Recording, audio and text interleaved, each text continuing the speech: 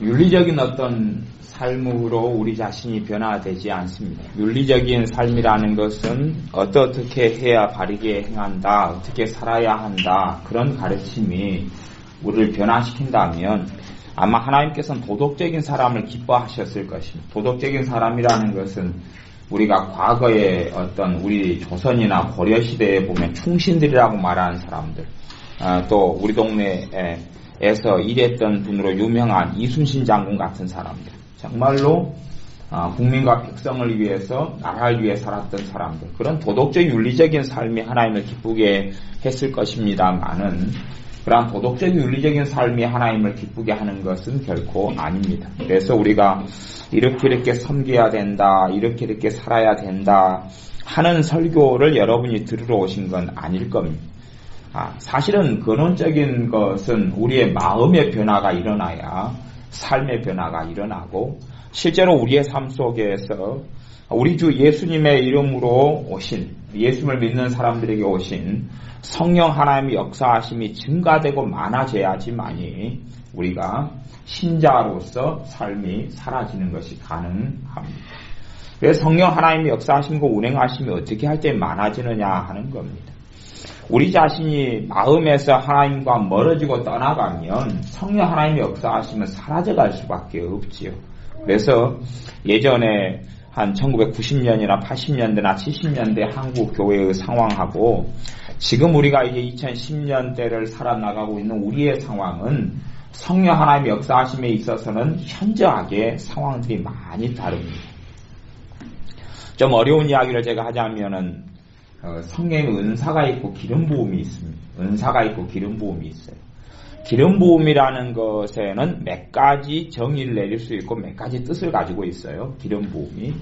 첫 번째 기름 부음은 성령 하나님을 기름 부음이다 이렇게 표현하기도 하고, 다음 성령 하나님이 역사하시는 것을 기름 부음이다 그렇게 표현하기도 해요. 근데 그거 말고 이제 협의적으로 실제적인 사역 속에서 기름 부음이라는 게 있어요. 은사하고 기름 부음이라는 게 있어요. 은사하고 기름 부음. 여러분이 이해되는 한도 내에서 짧게만 제가 설명하고 다룬다면, 예를 들어 치유의 은사가 있다 그러면 치유의 은사로는 한 사람 한 사람 치유기도 해서 병을 고쳐요. 이게 치유의 은사예요. 기름 부음은 그냥 그 치유의 기름 부음을 가지고 있는 사람이 그냥 사랑을 가지고 설교를 해도 듣는 사람이 병이 고쳐져 버려요. 치유의 기름 부으심은 한꺼번에 50명 100명을 치유를 선포하고 그 사람들이 치유되고 나아요. 그게 치유의 기름 부음이라는 거예요. 우리 주님께서는 은사와 기름 부음을 다 가지고 계셨죠. 그러나 항상 기름 부음이 작용하거나 은사가 항상 작용하는 건 아니에요. 그러나 기름 부음이라는 것은 굉장히 막강한 파워와 힘을 가지고 있습니다. 그래서 제가 몇 부흥사 목사님 이야기를 한다면, 제가 아는 어떤 부흥사 목사님은 그 치유의 기름 부음을 가지고 있어요. 치유의 기름 부음을 가지고 있으니까 그분의 설교를 제가 집회에 참석해서 들어보고 보면 사실은 설교에서는 별게 없어요. 그냥 좀 윤리적이고, 심지어는 제가 그 목사님은 별로 안 좋아해요. 왜 안 좋아하냐 그러면 설교 시간만 되면은 그분은 그 통합 측 목사님이신데 자기 통합교단이 최고고 막 통합교단을 막 우러러 막 높여요. 주님을 높이는 게 아니라. 그러니까 제가 그 설교를 들을 때는 별로 안 좋아해요. 그런데 그것하고 상관없이 그분은 치유의 기름 부음을 가지고 있어요. 그래서 막 통합교단을 높이는 엉뚱한 이야기를 사람들이 듣고 있으면서도 막 치유가 나타나요. 설교 시간에. 이게 설교도 이상한데 때로는 옳기도 하고 보통 자기 교회 목사님보다 설교가 떨어지는데 막 치유가 나타나. 그래가지고 수십 명이 고쳐져요. 안수를 하는 것도 아니고 그분 자신은 안수를 반대해요. 이제 안수를 인정하지 않는다는 게 아니라 안수했던 것 때문에 사람들의 공격을 받으니까 나는 절대 안수 안 하겠다고 선포해버려요. 그래서 안수를 통해 고치질 않아요. 기름 부음으로 고쳐요. 기름 부음으로. 그런다고 뭐 치유를 대단히 선포하거나 그렇게 하지도 않습니다. 그런 분도 있어요. 또 제가 어릴 때부터 알아봤던 목사님 가운데 유명한 부흥사 목사님이 있어요. 근데 그분 같은 경우는 어떤 기름 부음을 가지고 있냐 그러면 그걸 우리식으로 표현한다면 가락국수를 뽑는 은사다 그렇게 표현하는데 실제는 기름 부음이에요. 가락국수를 뽑는다 그 말은 회개가 터진다 그 말. 회개가 터져. 집회를 하면 회개가 터져. 별로 회개할 마음도 없는데 죄가 깨달아지고 회개가 터져요. 그러니까 이제 쉽게 성령세를 받고 변화에 한 걸음 두 걸음 변화에 깊은 도상을 걸어갈 수 있어요. 물론 이제 지금 그 목사님에게 있어서는 그 기름 부음은 현재 약화되어 있는 것을 저는 봤어요. 옛날 제가 마지막에 뵀을 때가 1998년인가 9년인가 그런 97년인가 그런 이야기니까 좀 더 돈 쪽으로 좀 빠지고 좀 더 세속적으로 좀 빠지신 경향이 있으셔서 그런가 어쩐가 모르겠어요. 근데 그때는 그러시더라고요. 좀 이쪽으로 좀 그쪽으로 많이 가셨더라고요. 원체 나이도 드시고 또 어쨌든 근데 그 부분은 어떤 기름 부음이 있었냐 그러면은 그런 말하자면 그냥 어떻게 정의 내릴지는 몰라도 그냥 회개케 하는 기름 부음이라 그럴까요? 뭐라고 이야기할까요? 몰라도 그분이 그냥 일상적으로 설교를 그냥 하시면 회개가 터져요. 아니면 함께 통성기도할 때 되면 회개가 터져요. 기름 부음을 가지고 있었어요. 이게 그런 부분에 있어서 기름 부음의 여러 정의 가운데 제가 특정한 부분의 기름 부음에 대한 정의를 제가 설명해 드리는 겁니다. 케네스 헤긴 목사님 책 가운데 치유의 기름 부음 이런 책이 있는데 거기서 이야기하는 기름 부음이 제가 지금 설명하는 내용을 같이 다루고 있는지 그렇지 않는지는 제가 자세히 안 읽어봐가지고 모르겠어요. 기억도 안 나고. 네, 그런데 지금 이런 부분의 기름 부음이 실상은 과거의 교회에 있어서는 특별히 부흥사라고 하는 목사님들은 꽤 이 기름 부음을 많이 가지고 있었어요. 이게 부흥사 목사님이 과거보다는 지금은 더 많아졌습니다. 여러분이 잘 인정하지 않으시고 모르실지 몰라도. 왜냐하면 과거는 목회자 수가 적었는데 지금은 12만 명이 넘어요. 교회가 6만이 넘고 목회자가 2배 12만이 넘어요. 그리고 목사님들이 감투 쓰고 부흥사라는 감투와 타이틀을 쓰기를 좋아하시기 때문에 부흥사의 모임들이 굉장히 많이 만들어졌어요. 그런데 문제는 기름 부음을 가진 사람들은 현저히 적어져 버렸어요. 과거에는 부흥사 목사님들이 지금 시대보다도 신앙 서적도 없고 신학도 문제가 있고 어그러져 있고 극단적 칼빈주의부터 시작해가지고 문제 있는 게 굉장히 많이 있었어요. 말씀도 몰랐고. 그런데 과거의 부흥사 목사님들은 뭘 가지고 있었냐 그러면 기름 부음을 가지고 있었어요. 기름 부음은 어마어마한 모양과 양상을 가집니다. 몇 가지만 가지는 게 아니에요. 가령 찬양을 앞에서 누가 인도하는데 그 사람이 기름 부음을 가지고 있다. 그러면 그 기름 부음 가운데 위로의 기름 부음이 있다. 찬양을 막 부르는데 힘이 솟아나고 용기가 솟아나고 위로가 되고 마음이 치유돼. 기름 부음이 그래. 옛날 이야기로 하면은 우리나라의 일제시대 때에 놀라운 치유 사역자 중에서 김익두 목사님이라는 분이 계셔요. 근데 김익두 목사님하고 이제 우리나라로서는 그래도 최근까지 크게 치유 쪽으로 하나님께 쓰임 받아왔던 목사님이 조영기 목사님이죠. 조영기 목사님 크게 쓰임 받아왔어요. 조영기 목사님보다 좀 이제 스케일은 좀 작고 그러지만 송기철 장로님 이런 분이 치유 사역으로 쓰임 받고 있죠. 근데 확실한 좀 기적 같은 것은 조영기 목사님을 통해서 많이 일어났어요. 그리고 조영기 목사님 같은 분이 외국의 선교지에 가가지고 복음을 전할 때는 굉장히 많은 치유의 기적이 나타납니다. 물론 지금도 그래요. 그분 유감스럽게 WCC 같은데 연관되고 NCCK로 들어가고 그렇게 해서 큰 유감을 가지고 있고 국민일보가 변질되고 악해져서 큰 유감을 가지고 있지만 어쨌든 치유 쪽의 은사가 그대로 가지고 있는 건 사실이에요. 은사와 기름 부음의 차이는 뭐냐 그러면 은사는 그런 거죠. 오늘 오른쪽 귀가 17년 동안 안 들리신 분, 그분 예수의 이름으로 치유 받았습니다. 그래서 선포하고 할렐루야 아멘 그리고 치유되는 거예요. 그게 이제 은사거든요. 지식의 말씀 은사로 귀가 오른쪽 귀가 혹은 왼쪽 귀가 몇 년 동안 안 들렸다는 것을 하나님께로부터 알게 되고 하나님으로부터 오는 은사로 알게 되고 그 다음 믿음으로 선포하고 믿음의 선포를 통하여 치유의 은사가 역사에서 고쳐져요. 그렇게 해서 한 명 주로 고치죠. 근데 기름 부음은 그냥 오늘 이 자리에 참석한 모든 사람들의 암이 치유되었습니다. 그러니까 27명, 47명이 막 할렐루야하고 다 치유돼 버려요. 그게 기름 부음인데 우리나라에서는 김익두 목사님 같은 분의 사역의 여정을 보면 그런 식의 기름 부음이 나타났어요. 그러니까 치유와 기름 부음이 틀려요. 예를 들어 성경에는 별로 그렇게 정확한 이런 걸 다 찾고 알 수 없습니다만은 베드로 사도 같은 경우가 한번 설교할 때 3,000명, 5,000명이 돌아와요. 그런데 다른 사도들에게는 그런 일이 없어요. 다른 사도들에 대해서 성경에 나와 있질 않아요. 나와 있지 않다는 이야기는 기본적인 상식으로는 다른 사도들은 그렇게는 쓰임받지 못했다 하는 것을 생각해 볼 수가 있어요. 베드로 사도가 그 부분에 있어서 어떤 양상으로 말한다 할지라도 기름 부음을 가지고 있다는 거예요. 은사 말고 기름 부음을. 근데 지금 현재의 교회에 있어서는, 한국 교회에 있어서는 기름 부음을 가진 목회자 수, 그리고 특별히 기름 부음은 주로 부흥사 목사님들이 많이 가지고 있었어요. 그래서 기름 부음 자체가 상실돼 버리고 그게 없어요. 이게 타이틀은 부흥사인데 기름 부음이 없어요.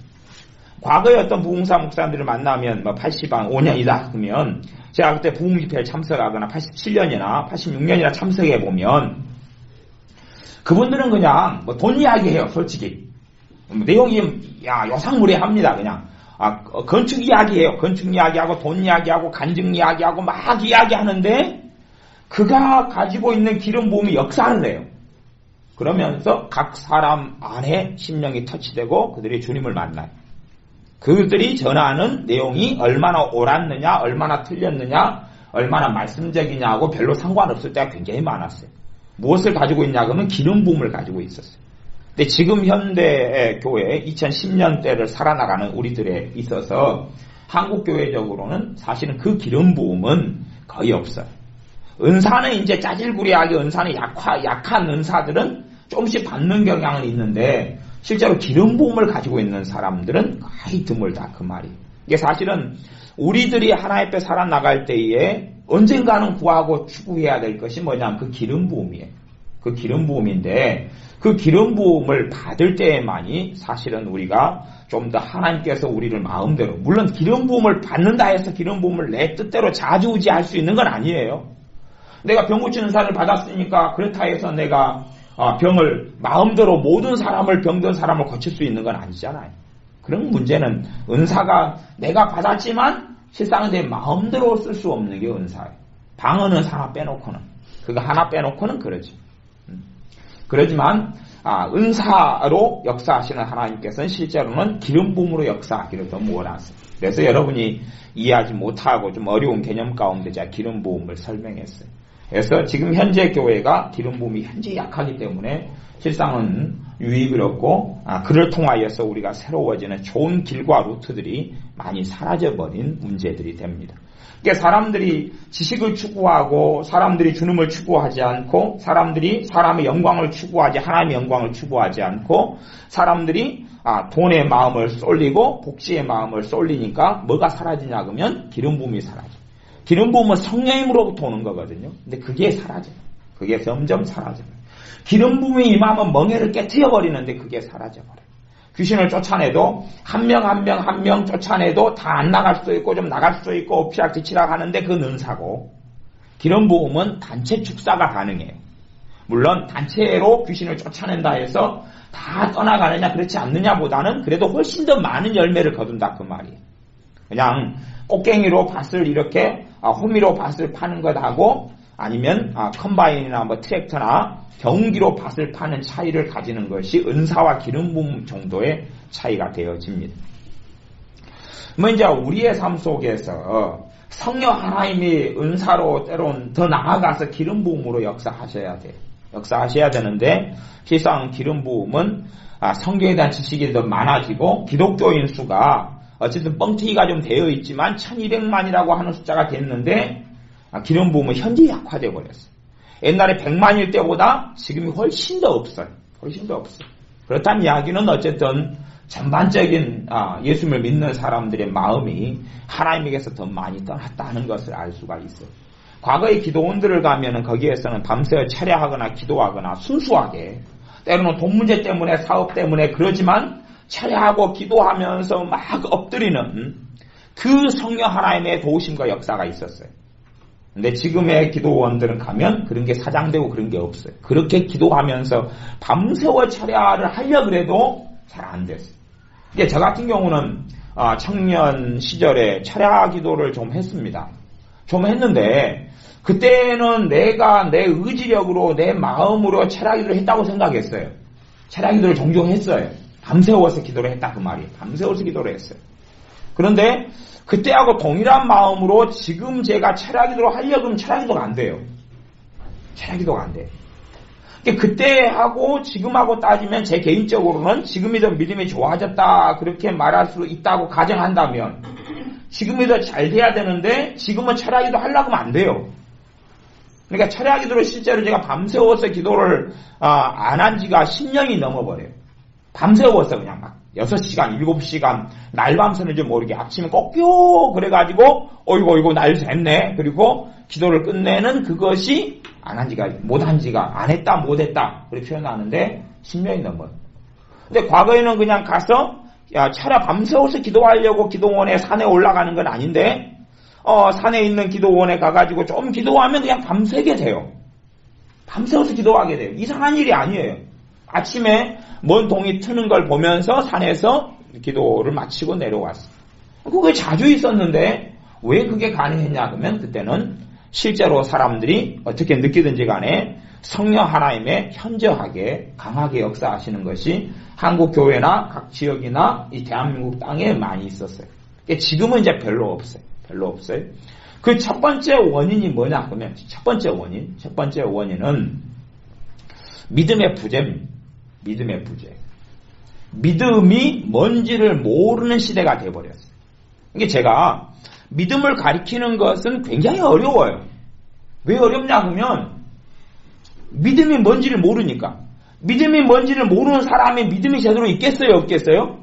없어요. 문제는 신앙 연수가 되면 이게 믿음이 뭔지를 모르는 사람은요 믿음이 없는 거예요 지금. 이게 제가 이야기하는 믿음이 구원받는 믿음이나 예수를 믿는 믿음이 없다기보다는 실제로 이게 흐릿한 거예요. 실제로 흐릿해요. 여러분들이 이제 우리 동네는 오동도 같은 데 가면은 오동도 앞에 보면은 솜사탕 과자를 팔아요. 다 잡숴보셨죠? 2,000원 되면 막 솜사탕 과자를 팔아요. 우리 교회 근처에 보면 초등학교가 있는데 그 앞에는 솜사탕 과자를 사실은 전에 지금은 그게 이제 그만뒀는데 전에는 그게 300원 했어요. 300원. 2,000원짜리를 300원 해줬어요. 그러니까 제가 애들한테 돈을 주면서 야 이거 20개 사와라. 그러면 애들이 막 10명 몰려가 20개 사오려면 10명 가야지 한 손 2개씩 들고 올 거 아니에요. 갖고 2개씩 막 가지고 오는데 어떨 때는 비가 와버려요. 솜사탕 이만큼 불어가지고 300원짜리 2개를 2,000원 딴 데 가면요. 싸야 1,000원이에요. 2개를 가져오는데 중간에 비 맞으면 어쩌는지 아세요? 누글누글해져가지고 쪼그라들어버려요. 아주 쪼그라게 돼버려요. 왜? 솜사탕이 설탕을 부풀려야 만든 거니까 비 맞아가지고 비하고 솜사탕하고 결합돼가지고 설탕덩어리로 변해버려요. 조그만하게 돼버려요. 그래서 사실은 솜사탕이라는 게 설탕 한 움큼 가지고 부풀려 놓은 거예요. 기계를 통해서. 부풀려 놓은 거예요. 그런 것이니까 실제로 쪼그라지만 아무것도 아니에요. 이게 날씨가 비가 안 올 때 솜사탕은 멀쩡할 때는 와 크다 그러고 생각하지만 그걸 갖다가 이제 웅크러버리죠. 손으로 막 쫄아가지고 탁 한 주먹에 쥐면 조그만해지죠. 이게 겉으로 볼 때 믿음이 내가 크다 그래도 그냥 솜사탕 같은 그런 것인 것 같아요. 솜사탕 같은 그런 것. 그런 것이 가지고 본질로 확 눌러버리면 남는 게 없어요. 조그만한 거예요. 조그만해요. 스스로 생각하기는 솜사탕을 부풀려가지고 굉장히 크다고 생각해요. 정말로 그 사람 믿음이 크면 믿음이 큰 것만큼 누가 역사하시는 걸 삶 속에 항상 누립니까? 성령 하나님이 역사하시는 걸 누려요. 성령 하나님의 삶 속에 역사하시는 걸 별로 못 누린다면 그 사람 믿음이 별 볼이 없는 거예요. 자기는 신앙 연수가 많아서 주의 종이다, 목사님이다, 장로입니다, 권사님이다, 집사님이다, 20년 믿었다, 100년 믿었다 할지라도 믿음이라는 게 별로 없으면 별 볼일 없는 거예요. 그 사람은요. 그 신앙 연수가 그 사람을 장담해 주지 못하는 겁니다. 그래서 가장 심각한 게 이제 믿음이 사라져 버렸어요. 아니면 믿음이 뭔지를 몰라져 버렸어요. 그래서 요즘에 신앙서적 가운데서 제가 믿음이라는 제목으로 들어간 신앙서적을 예를 들어 100권을 제 서재에 보면은 믿음이라는 제목이 들어간 신앙서적 가볍게 100단위로 넘어갑니다. 그러면 쫙 뽑아가지고 펼쳐가지고 믿음을 어떻게 설명했느냐 그러고 펼쳐보면 그러면 믿음에 대한 정의가 얼토당토하네요. 이상합니다. 그러면 어쨌든 그 사람들이 자기는 안다고 생각하고 썼을 거 아니에요. 똑똑하다는 사람이 썼을 거 아니에요. 그런데 믿음이라는 것 자체가 뭔지를 그들도 모르는 행서수술을 다루고 이야기해요. 그거 듣는 사람들이 아멘 그래요. 그 중에 하나는 뭐냐 그러면 믿음은 순종이다 그래요. 책 제목이 그래요. 믿음은 순종이다 그러고 어떤 책은 믿음은 행함이다 그러고 그래요. 그럼 그걸 아멘 그러면 그러면 산은 바다입니다. 그러면 아멘 그럴래요? 어? 똥은 밥입니다. 그러면 아멘 그래요? 그건 좀 미쳤지 않아요? 똥이 밥이에요 아니에요? 에이 여러분이 똥개 입장을 모르셔야 그렇지는. 걔네들은 똥이 밥이에요. 똥개한테는 사람한테는 똥이 밥이 되지는 않아요. 똥개는 똥이 밥이에요. 똥개는 믿음은 순종이고 똥개는 믿음은 행함이에요. 사람에게는 진정한 바른 신자에게는 믿음은 믿음이고 행함은 행함이에요. 옛날에 그렇게 죽었던 그 어떤 승려도 그걸 알았잖아요. 그래가 산은 산이고 물은 물이다 그랬잖아요. 그 친구도. 제 친구는 아닙니다. 훨씬 나이 많아가지고 지금 저기 먼데 아래 동네에 계시는데요. 에? 아니 믿음이 믿음이고 행함이 행함이고 믿음이 믿음이고 순종이 순종이지 왜 그것이 똑같은 게 되냐 그 말이에요. 그러니까 그게 완전히 정신적인 어떤 광증에 들어간 건데 신앙서적인 믿음이라는 제목으로 써진 책들이 대부분 그런 유형들이에요. 그런 유형들. 그렇게 됐다면 실제로 이제 갈수록 주의 종들과 목회자들이 믿음이 뭔지를 몰라버렸다는 이야기. 제가 신학대학원을 3년간 또 몇 년간 다니면서 보니까 그 교수님들이 믿음을 제대로 알고 믿음을 3년이다 그러면 신학대학원 3년이다 그러면 3년 내내 믿음 이야기한 교수님이 아무도 없었어요. 믿음 이야기를 안 했다 그러면 무슨 일인지 아세요? 믿음의 중요성을 몰랐다. 믿음이 뭔지를 모른다. 믿음의 중요성을 몰랐다. 믿음이 뭔지를 모른다. 그리고 자신은 믿음에 대해 안다고 생각한다. 이런 것이에요. 믿음이 얼마나 중요한지 알면 믿음을 설명하고 가르치고 이야기하죠. 그래서 제가 다시 믿음을 이야기할 수밖에 없어요. 왜냐하면 믿음의 본질을 잡지 않으니까 믿음에 이게 없는 사람 믿음이 어려운 거예요. 믿음이 내게 역사하고 있는 사람 믿음이 쉬워요? 어려워요? 쉽죠. 제가 믿음 이야기하니까 어떤 분이 저한테 그래요. 목사님 어렵습니다. 갈수록 어려워요. 어렵다 그래요.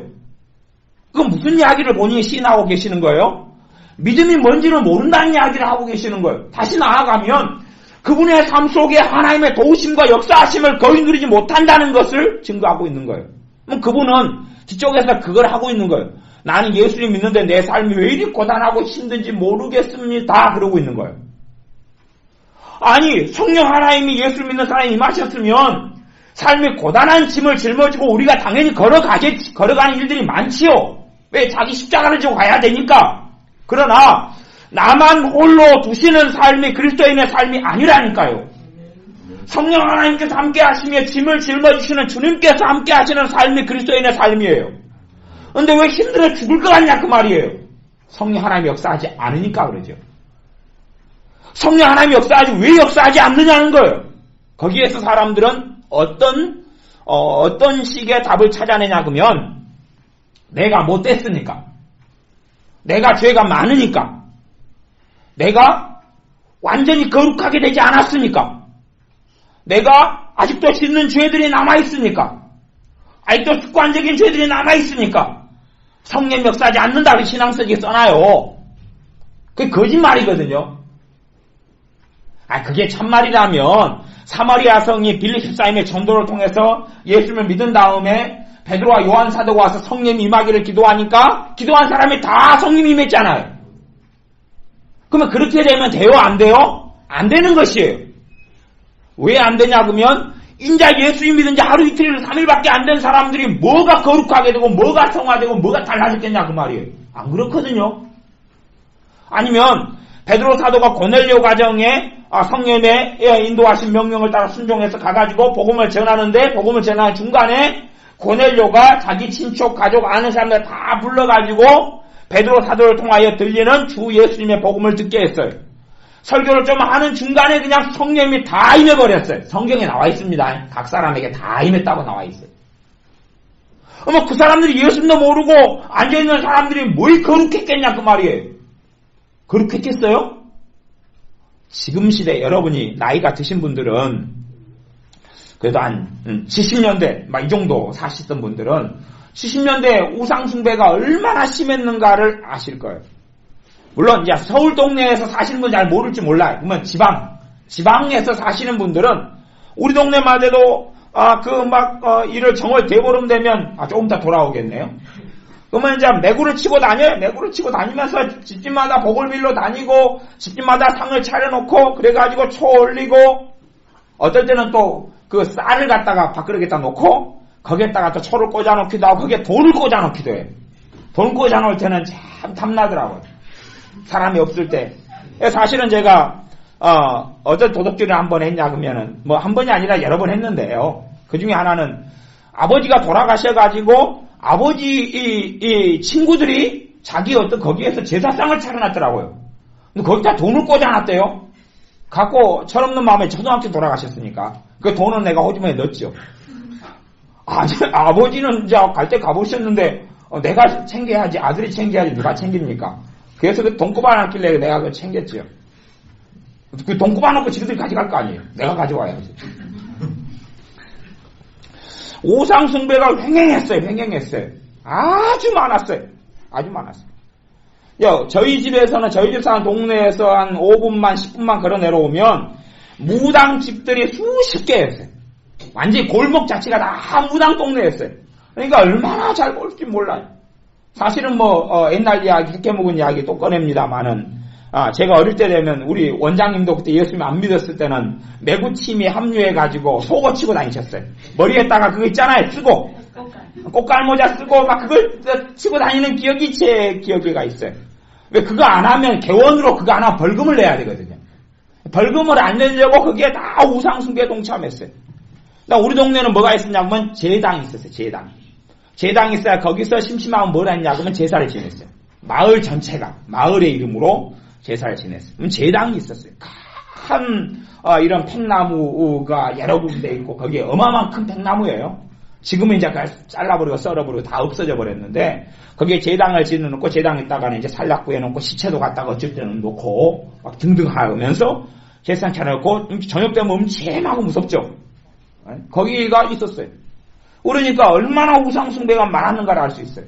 그러면 예수님 시대로 가면 그 우상숭배는 우리가 생각하는 것과 차원을 달리해버립니다. 종교 혼합주의는 어마어마하게 많아요. 종교 다원주의는 상상을 못하는 거예요. 그런 생활 속에서 그들이 서로 예수를 믿었다 할지라도 얼마나 깨끗했겠느냐 그 말이에요. 얼마나 거룩했겠느냐 그 말이에요. 안 그렇습니다. 죄 중에서 가장 가증한 죄 중에 하나가 우상숭배죄예요. 근데 그것에서 누가 자유로웠겠느냐 그 말이에요. 우리가 아는 아브라함 같은 경우에 아브라함의 아버지 데라가 나온 아브라함의 아버지 데라가 뭘 만들었냐 그러면 우상장사였어요. 우상장사. 우상이 아니고요. 우상을 만들어가지고 팔았다 그 말이에요. 볼상 같은 거 만들고 예를 들어서 우리가 이해하기 쉽게 그렇게 해서 그걸 파는 사람이었다 그 말이에요. 거기에서 아브라함은 하나님을 섬겼는데 아브라함의 삶 속에서도 그게 들어오지 않았겠느냐 그 말이에요. 나중에 여러분들이 아시다시피 아브라함의 자식 이삭이나 이삭의 자식 야곱의 삶이나 그 가족들에게 종교 다원주의나 혼합주의가 굉장히 많이 들어와 있는 걸 알 수가 있어요. 그들이 하는 귀걸이나 목걸이나 그런 데 전부 다 우상숭배의 자국들고 흔적들이고 증거들이에요. 그래서 그것을 하나님이 제거하라고 말씀하신 적도 많아요. 이스라엘 백성이 광야에서 그걸 다 하나님이 제거하라고 말씀하신 적도 있어요. 그렇기 때문에 우리가 죄가 많아 성령의 하나님이 역사하지 않는다, 임하지 않는다. 그래서 더 거룩해지면 성령이 역사하신다. 그것은 거짓말이다 그 말이에요. 거짓말이다 그 말. 가장 여러 가지 문제 가운데 가장 핵심적인 문제는 믿음이 약화되어 버렸기 때문에 그래요. 믿음이 뭔지를 모르게 되어버렸기 때문에 그래요. 그러면 과거하고 지금하고 차이점이 뭐냐? 과거는 말씀을 더 몰랐는데 과거하고 차이점이 뭐냐? 과거는요. 아까 제가 기름부음 설명했죠. 성령 역사 설명했죠. 성령 역사와 기름부음이 강해지면 믿음이 뭔지 몰라도 믿음 속에 살 수가 있어요. 믿음이 뭔지 몰라도 믿음을 알고 있어요. 물론 그러다 기름부음이나 성령 역사 떠나버리면 그 다음에는 이제 내 거 아니에요? 내 거 아니에요. 여러분이 그런 경험을 하시는 분들이 있었을 거예요. 성령 충만할 때는 어떤 말씀들 다 알아주고 깨달아져요. 나 성령 충만을 까먹어버리니까 알았던 것을 모르고 가는 거예요. 그걸 경험하신 분들은 사실은 그런 상황이 믿음에 있어서 벌어지는 상황이라는 것을 아실 수 있어요. 그래서 성령이 역사하실 때 막 성령 충만 있고 은혜가 있을 때는 자신도 모르게 믿음의 삶을 막 살아가요. 믿음이 뭔지를 모르고. 그러다 성령 충만을 소멸해버리면 이제 사실은 믿음의 신앙의 여정에 있어서 초신자 때 성령 충만한 것하고 믿음이 더 자라서 성령 충만한 것 자체가 양상이 틀려요. 실제로는. 그 전에는 성령님의 역사하심으로 내가 믿음이 뭔지를 몰라도 그 길을 걸어갔다면 신앙이 성장하고 자랄 때는 성령 충만은 사실은 믿음으로 인한 성령 충만이 더 본질이 되어집니다. 그냥 모르는데 믿음의 역사가 자연스럽게 어린 신앙에 나타나지만 어느 정도 믿음이 성장하면 그게 나타나질 않아요. 여러분이 자식을 낳아서 맨 처음에 태어났을 때는 등에 업고 가고 안고 가고 왜? 애가 걷지를 못하니까 그까지는 다 부모가 해줘요. 그러나 아이가 걸을 수 있을 때부터는 이제 아이 스스로 하는 것을 교육하고 가르치지 그때도 계속 아예 갓난 아이처럼 업고 다니고 안고 다니고 떠먹여 준다면 그 아이는 멍청이가 돼버릴 거예요. 똑같은 이야기예요. 우리의 신앙이 자라가고 성장해 가면 다루는 방식이 틀려져요. 그래서 사도 바울이 내가 어린아이 때는 영적인 어린아이요. 어린아이 때는 생각하는 것 말하는 것이 어린아이와 같다가 장성한 자가 되어서는 어린아이 일을 버렸노라 그래요. 어린아이의 습성을 버렸다고 그래요. 왜? 어린아이 때 하나님이 다루시는 방식하고 영적인 원리나 말씀은 똑같지만 난 믿음에 성장하고 자라서 다루는 방식 자체가 본질적으로 다른 것이 굉장히 많아요. 그건 여러분이 그것은 좀 더 깊이 있게 이해하시고 상고하시면서 좀 이해하셔야 될 영역이 있어요. 그렇지 않고 내가 어린 신앙 때 성령 충만을 받았던 기억에 의해서 그런 비슷한 삶을 계속 살려고 한다면 20살 됐는데 1살 때 엄마가 아빠가 등에 짊어지고 나를 갔을 때의 삶으로 돌아가려는 것하고 똑같은 거예요. 아니 20살 돼가지고 몸무게가 한 70kg, 60kg가 넘게 나가는데 엄마가 나를 과연 업고 갈 수 있겠느냐 하는 것이 뭐 엄마만 큰일 나면 물론 주님은 하나님은 안 그러시지만 그건 이상한 삶이다 그 말이에요. 그런 것처럼 믿음이 성장하고 자라면 하나님이 다루시는 방식이 달라져요. 이제 여러분들이 그것은 말씀을 상고하며 전체적인 성경 66권과 하나님의 우리의 믿음의 선진들의 삶의 여정을 상고하면서 깊이 있게 깨달아야 될 영역인데 그까지는 제가 오늘은 다루는 영역이 아니어서 이야기하지 않습니다. 그래서 믿음이 뭔지 알아야 되는 부분이 있다. 그냥 여러분이 믿음에 대해서 좀 많이 안다면 좀 더 안다면 거기에서부터 제가 진도를 또 나가면 좋겠어요. 여러분이 이 덧셈을 가르쳐서 그 다음에 뺄셈을 하게 될 차례가 돼서 그럼 제가 뺄셈을 가르치면 좋잖아요. 근데 문제는 덧셈을 가르쳐놨고 덧셈을 떼야 되는데 하고 뺄셈을 하렵니다. 그런데 또 덧셈을 몰라요. 그러면 또 덧셈 해야 되잖아요. 지금 사실은 제가 믿음 설명하고 가르칠 때 맨날 그 상황이에요. 지금 맨날 덧셈 상황이에요. 사실은 또 선생님이 학교에서 2 더하기 3 해줘요. 3 더하기 5는 8이다 해줘요. 그 다음에 그걸 내 걸로 만들려면 자기가 연습해야 돼요? 안 해야 돼요? 해야 되죠. 자기께 만들어야지. 자기께 만들어야 돼. 자기께 만들어야 돼. 중보기도 하는 사람 가운데 잘 못하는 어리석은 사람들이 있어요. 어떤 어리석은 사람들이 있냐 그러면 봐보세요. 내가 갑자기 막 기도하는데 시어머니를 위해서 기도가 돼요. 아니 시어머니를 위해서 기도할 타임이에요. 그냥 시어머니를 위해서 기도하는데 기도 제목이 술술 나와요. 재미 볼 때가 있지요. 시어머니 없으시구나. 아이고 불쌍하시네. 저도 시어머니가 없어요. 동병상련의 아픔을 가지고 있네요. 시어머니 위해서 기도하는데 줄줄이 기도가 나와요. 갖고 기도 생활 하는 사람 오늘 수지 맞았다. 2, 30분 막 1시간 줄줄 나와서 성령 역사 속에 재밌게 기도했어요. 수지 맞았다. 그리고 이제 시어머니 싫으세요? 그러면 아들이라고 할게 아들. 아들을 위해서 막 술술 기도가 나와요. 술술 나오면 역사할 거 아니에요 기도가. 그치요? 이게 너무 좋은 거예요 지금. 내일도 그렇게 재미난 기도를 하려고 해요. 안 되거든요. 그래서 이제 왜 어제같이 재미난 기도를 어제나 오늘이나 특별한 일은 없었잖아요. 기껏 해야 그냥 조금 짜질부리하게 싸우고 다투고 좀 그런 거 말고는 그건 대단한 건 아니잖아요. 근데 어제는 술술 됐는데 오늘은 술술 안 된다는 말이에요.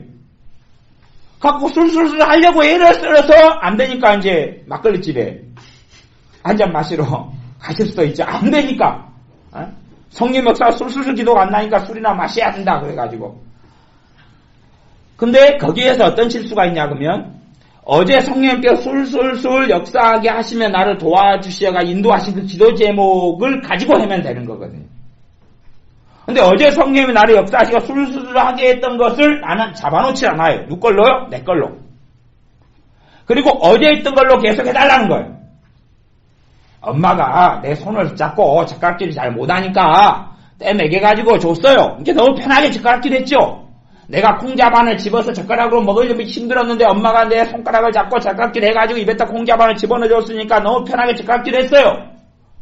내일도 그렇게 해달라는데 엄마가 네 어제 배운 대로 해라는 거예요. 아니 그거 상식 아니에요? 성령의 역사 해가지고 기도가 술술 됐으면 그 성령의 역사에 가리킨 기도 제목을 내가 염두에 두고 마음에 새겨두거나 안 되면 머리가 나쁜 분들은 적어놔야 될 거 아니에요. 똑똑한 분들은 안 적어놔도 되지만 적어놨다가 얼마나 펜하고 볼펜하고 아니면 종이가 얼마나 값싸게 잘 나옵니까? 대한민국 땅은. 그걸 안 해놓고 이제 오늘도 술술술 어저께 다 까먹어버리고 하려고 그러는데 안 되죠. 갖고 이제 한 달 동안 그 재미를 못 봐요. 너무 짠하니까 다시 한 달 뒤에 성령님이 또 한 번 또 술술술 하게 해줘요. 그리고 또 그렇게 또 다음날 하려니까 안 술술이 되는 거예요. 그것을 일명 미련하다 그러는 것이. 그래서 제가 그런 분들한테는 어릴 때 공부 못했지요? 그거 물어요. 그러면 그분들이 크게 대답이 없으세요. 창피하시니까 그러시겠죠. 성령의 역사가 나를 통해 한번 나타났으면 그걸 내 걸로 만들어야 되거든요. 내 걸로 만들어야 돼. 왜? 성령의 역사를 해야 기도를 잘했으면 그건 내 걸로 한 게 아니에요. 은혜로 한 거지. 내 걸로 해야 되거든요. 내 걸로 안 만들어요. 사실은 그게 문제가 생기는 거예요. 성령님께서 역사하시가지고 내게 기도 제목을 줘서 어떤 기도 제목을 술술 됐으면 그 기도 제목이 포커스예요. 말하자면 어떤 A라는 사람을 위해 기도했을 때 술술 기도가 나왔다면 그때의 성령님이 나오게 한 기도 제목을 가지고 그 사람을 위해서 중보하고 기도해야 된다는 거예요. 그 사람이 요구하고 해달라는 기도 제목 말고요. 어떤 사람은 중보기도 팀이 돼가지고 기도 생활을 많이 하는 사람들은 인생이 굉장히 고달파지기 쉽습니다. 왜 고달파지기 쉽냐 그러면요. 중보기도를 많이 중보기도 팀이 돼가지고 중보기도는 그죠. 중보기도 노트가 있고 수첩이 있고 메모지가 있잖아요. 그러면 이제 갑이랑 갑동이라는 사람이 나는 이러이러한 문제가 있습니다. 돈 문제가 있으면 기도해 주세요 하고 제출한단 말이에요. 카드를. 그러면 중보기도 팀이면 카드를 갖다가 이제 앉아가 책상에 앉혀놓고 그 다음에 이제 한 장씩 넘겨가면서 갑동이 5분이, 을동이 5분이, 개동이 5분이 이렇게 해달라 그랬습니다. 하나님 응답해 주시옵소서. 카드 넘기다가 이제 속도가 빠르신 분들은 한 3번 정도 막 돌려주시고 정해진 타임에 30분 1시간 그러면 그동안에 막 카드 열심히 넘겨주세요. 근데 문제는 그들의 인생과 삶 속에 험난함이 찾아오기 쉬워요. 중보기도자는. 그들이 주님 편에서 기도해요? 사람 편에서 기도해요? 사람 편에서 기도하죠. 그들이 누구를 조종해요? 하나님을 조종하려고 그래요. 그래서 너희가 기도할 때 성령님으로 기도하라 그러는데 하나님을 조종해요. 아니 사람이 육적으로 그게 육적인지 영적인지 모르지만 어쨌든 그들이 사람이 원하는 것들로 하나님을 쫄라대요. 그러니까 시간이 흘러갈수록 그들의 기도는 하나님과 멀어지고 그들에게 역사하는 성령 역사는 현재 사라져가요. 아니 생각해보세요. 내 맘대로 그냥 막 자식이 내가 때를 쓰는데 부모가 다 들어준다면 어떻게 되겠어요?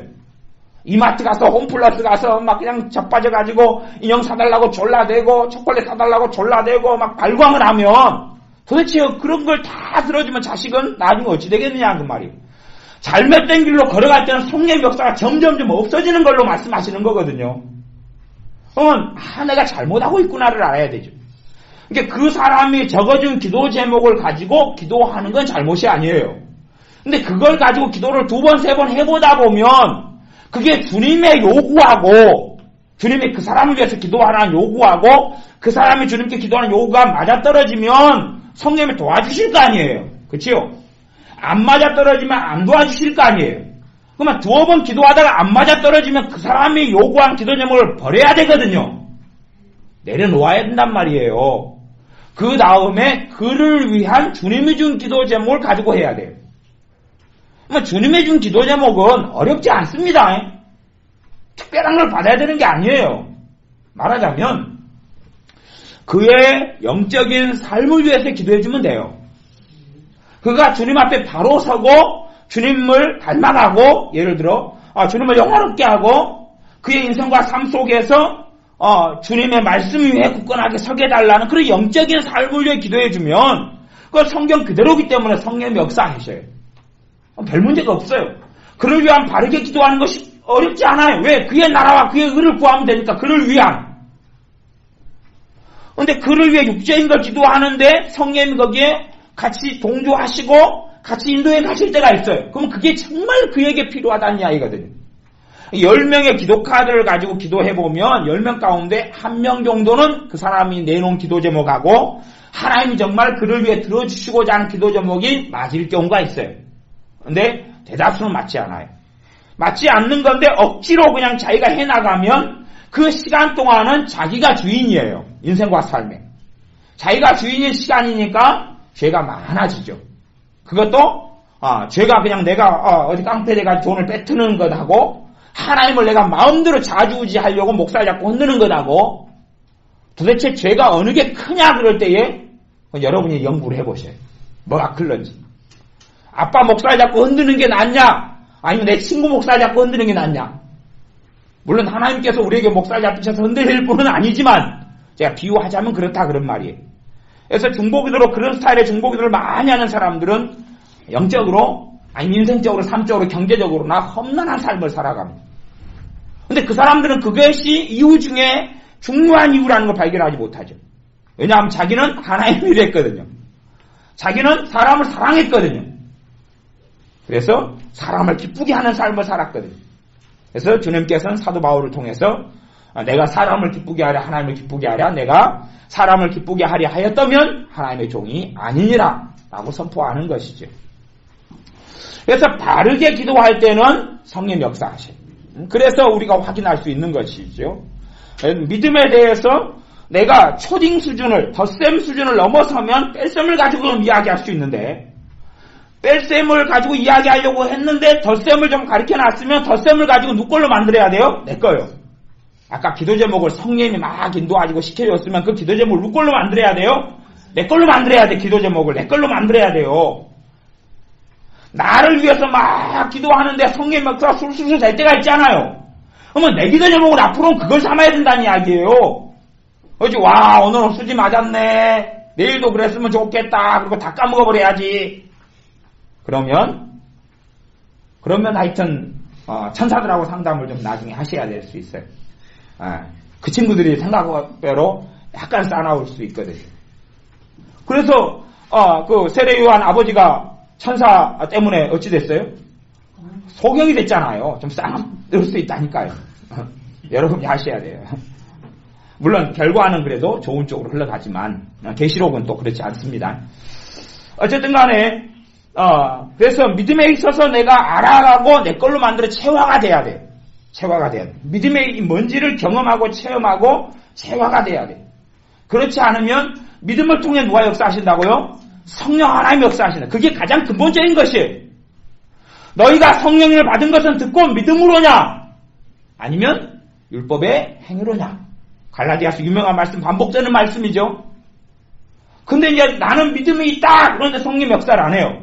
그러면 그 믿음이 아니라는 이야기거든요. 정말 내가 믿음이 있다. 그럼 누가 역사해요? 성령이 역사해요. 왜 성령이 역사하죠? 연약한 나, 죄 많은 나, 내 힘으로 살지 못하는 나, 죄를 얼룩진 나, 실패할 수밖에 없는 나, 마귀와 싸워 이길 수 없는 나, 무능력한 나, 무지한 나, 가문 좋지 않고 문물 좋지 않은 나 때문에 성령이 임하셨거든요.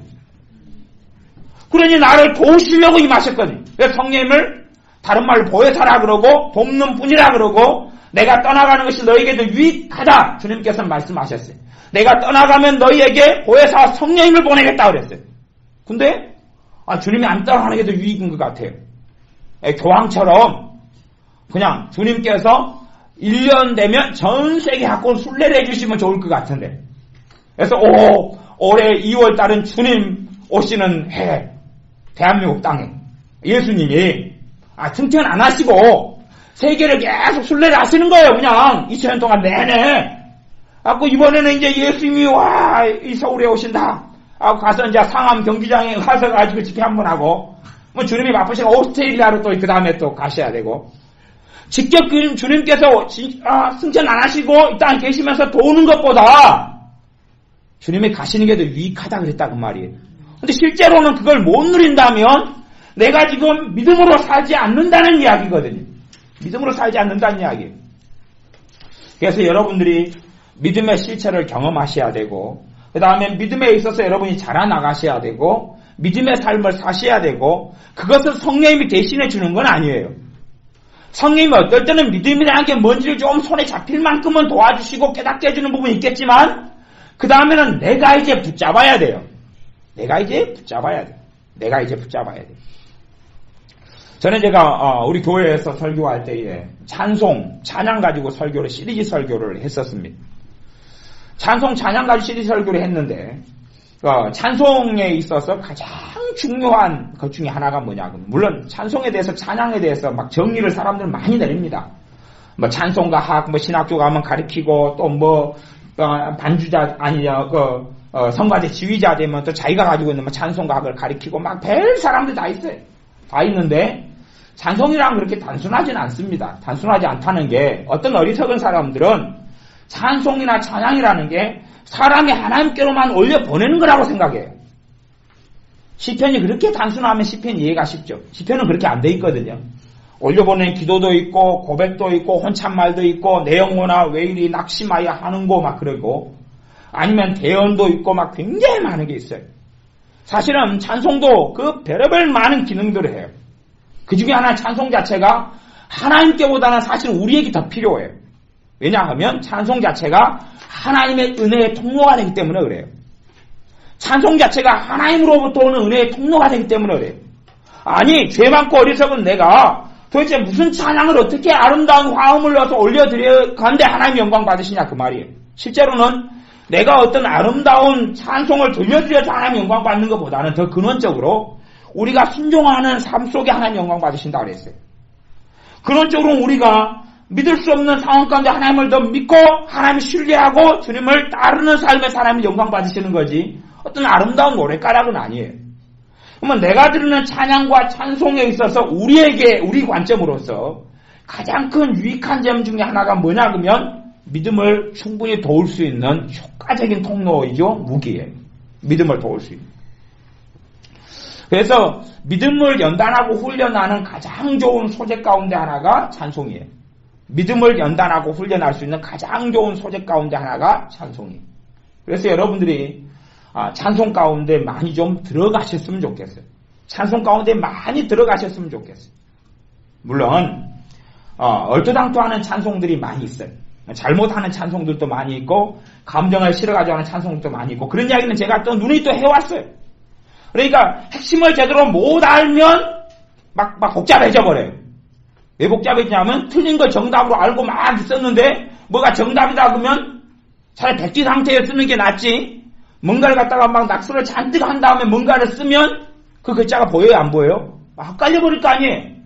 A4지에다가 온통 낙서가 되어 있는데 거기에 무슨 새로운 글씨를 갖다가 여백을 찾아가지고 적는 뻔이 어떻게 정확하게 눈에 들어오겠느냐 그 말이에요. 그래서 이미 엉뚱한 걸로 배워버린 사람들은, 그렇게 들어버린 사람들은 그게 오히려 더 어려워요. 백지가 훨씬 쉽죠. 그냥 아무것도 모르는 상태가 더 쉬워요. 물론 인생 속에서 백지는 존재하지 않지만, 백지가 존재했다면 의인으로 태어났겠죠. 그렇지 않지만, 그래서 아이들이라 할지라도 믿음 가운데 성장하고 자라는 데는 쉽지 않고, 애들에게도 역사는 마귀 역사를 쫓아내는 것도 쉽지는 않아요. 쉽지는 않아요. 왜? 아이들은 태어나면서부터 마귀는 침입하려고 계속 공격하거든. 계속 공격해. 가령 이제 갓 태어났다. 애가 갓 태어났다. 그러면 이제 태어나면은 아이들은, 여러분이 좀 부모면 그런 걸 가지고 있잖아요. 애들이 잠떠다 한다. 잠떠다 할 때 막 앙탈지고 막 울잖아요. 그러면 잠떠다 하는 게 진짜로 있을까요? 잠떠서 정체가 뭘까요? 여러분 그런 생각 안 해보셨어요? 잠떠서의 정체가 뭔지 그런 거 생각 안 해보셨어요? 잠떠서는 귀신이 침입하는 중이다는 이야기거든요. 아니, 여러분이 돈 벌러 갈 필요도 없어요. 배고프다고 칭얼대면 엄마가 다 먹여줘요, 아빠가. 그 다음에 춥지 않고 잘 잘 수 있어요. 근데 그러면 가서 잠이 와요. 그러면 행복해야 돼요? 불행해야 돼요? 그잖아요. 잠이 온다는 것은 여러분이 좋은 침대에 눕고 만고에 땡이고 아무 염려가 없어요. 그래갖고 잠이 오면 얼마나 기분 좋게 잘 수 있어요. 그래갖고 아침에는 잠에서 안 깨려고 이불을 더 뒤집어 쓰고 막 있잖아요. 잠이 오는 것은 행복하고 기쁜 거예요. 아이들은 더더군다나 그래요.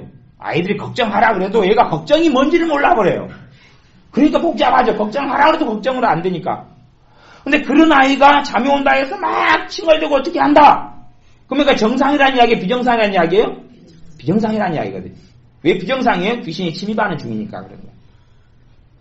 귀신이 침입하는 중이니까 잠들하는데 계속 얼러줘요. 잠잘 때까지 얼러줘요. 30분도 얼러주고 안아주고 얼러주고 그동안에 귀신이 침입해버리거든요. 그게 이제 한 달이나 2, 3주 되면 침입해버려요.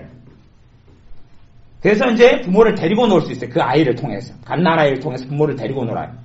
왜? 새벽 2시에도 깨가지고 잠을 안 자고 앵앵대니까. 부모는 잠 못 자고 스트레스 받고 힘들죠. 그러니까 일찍부터 아이들에게도 귀신이 침입해버려요.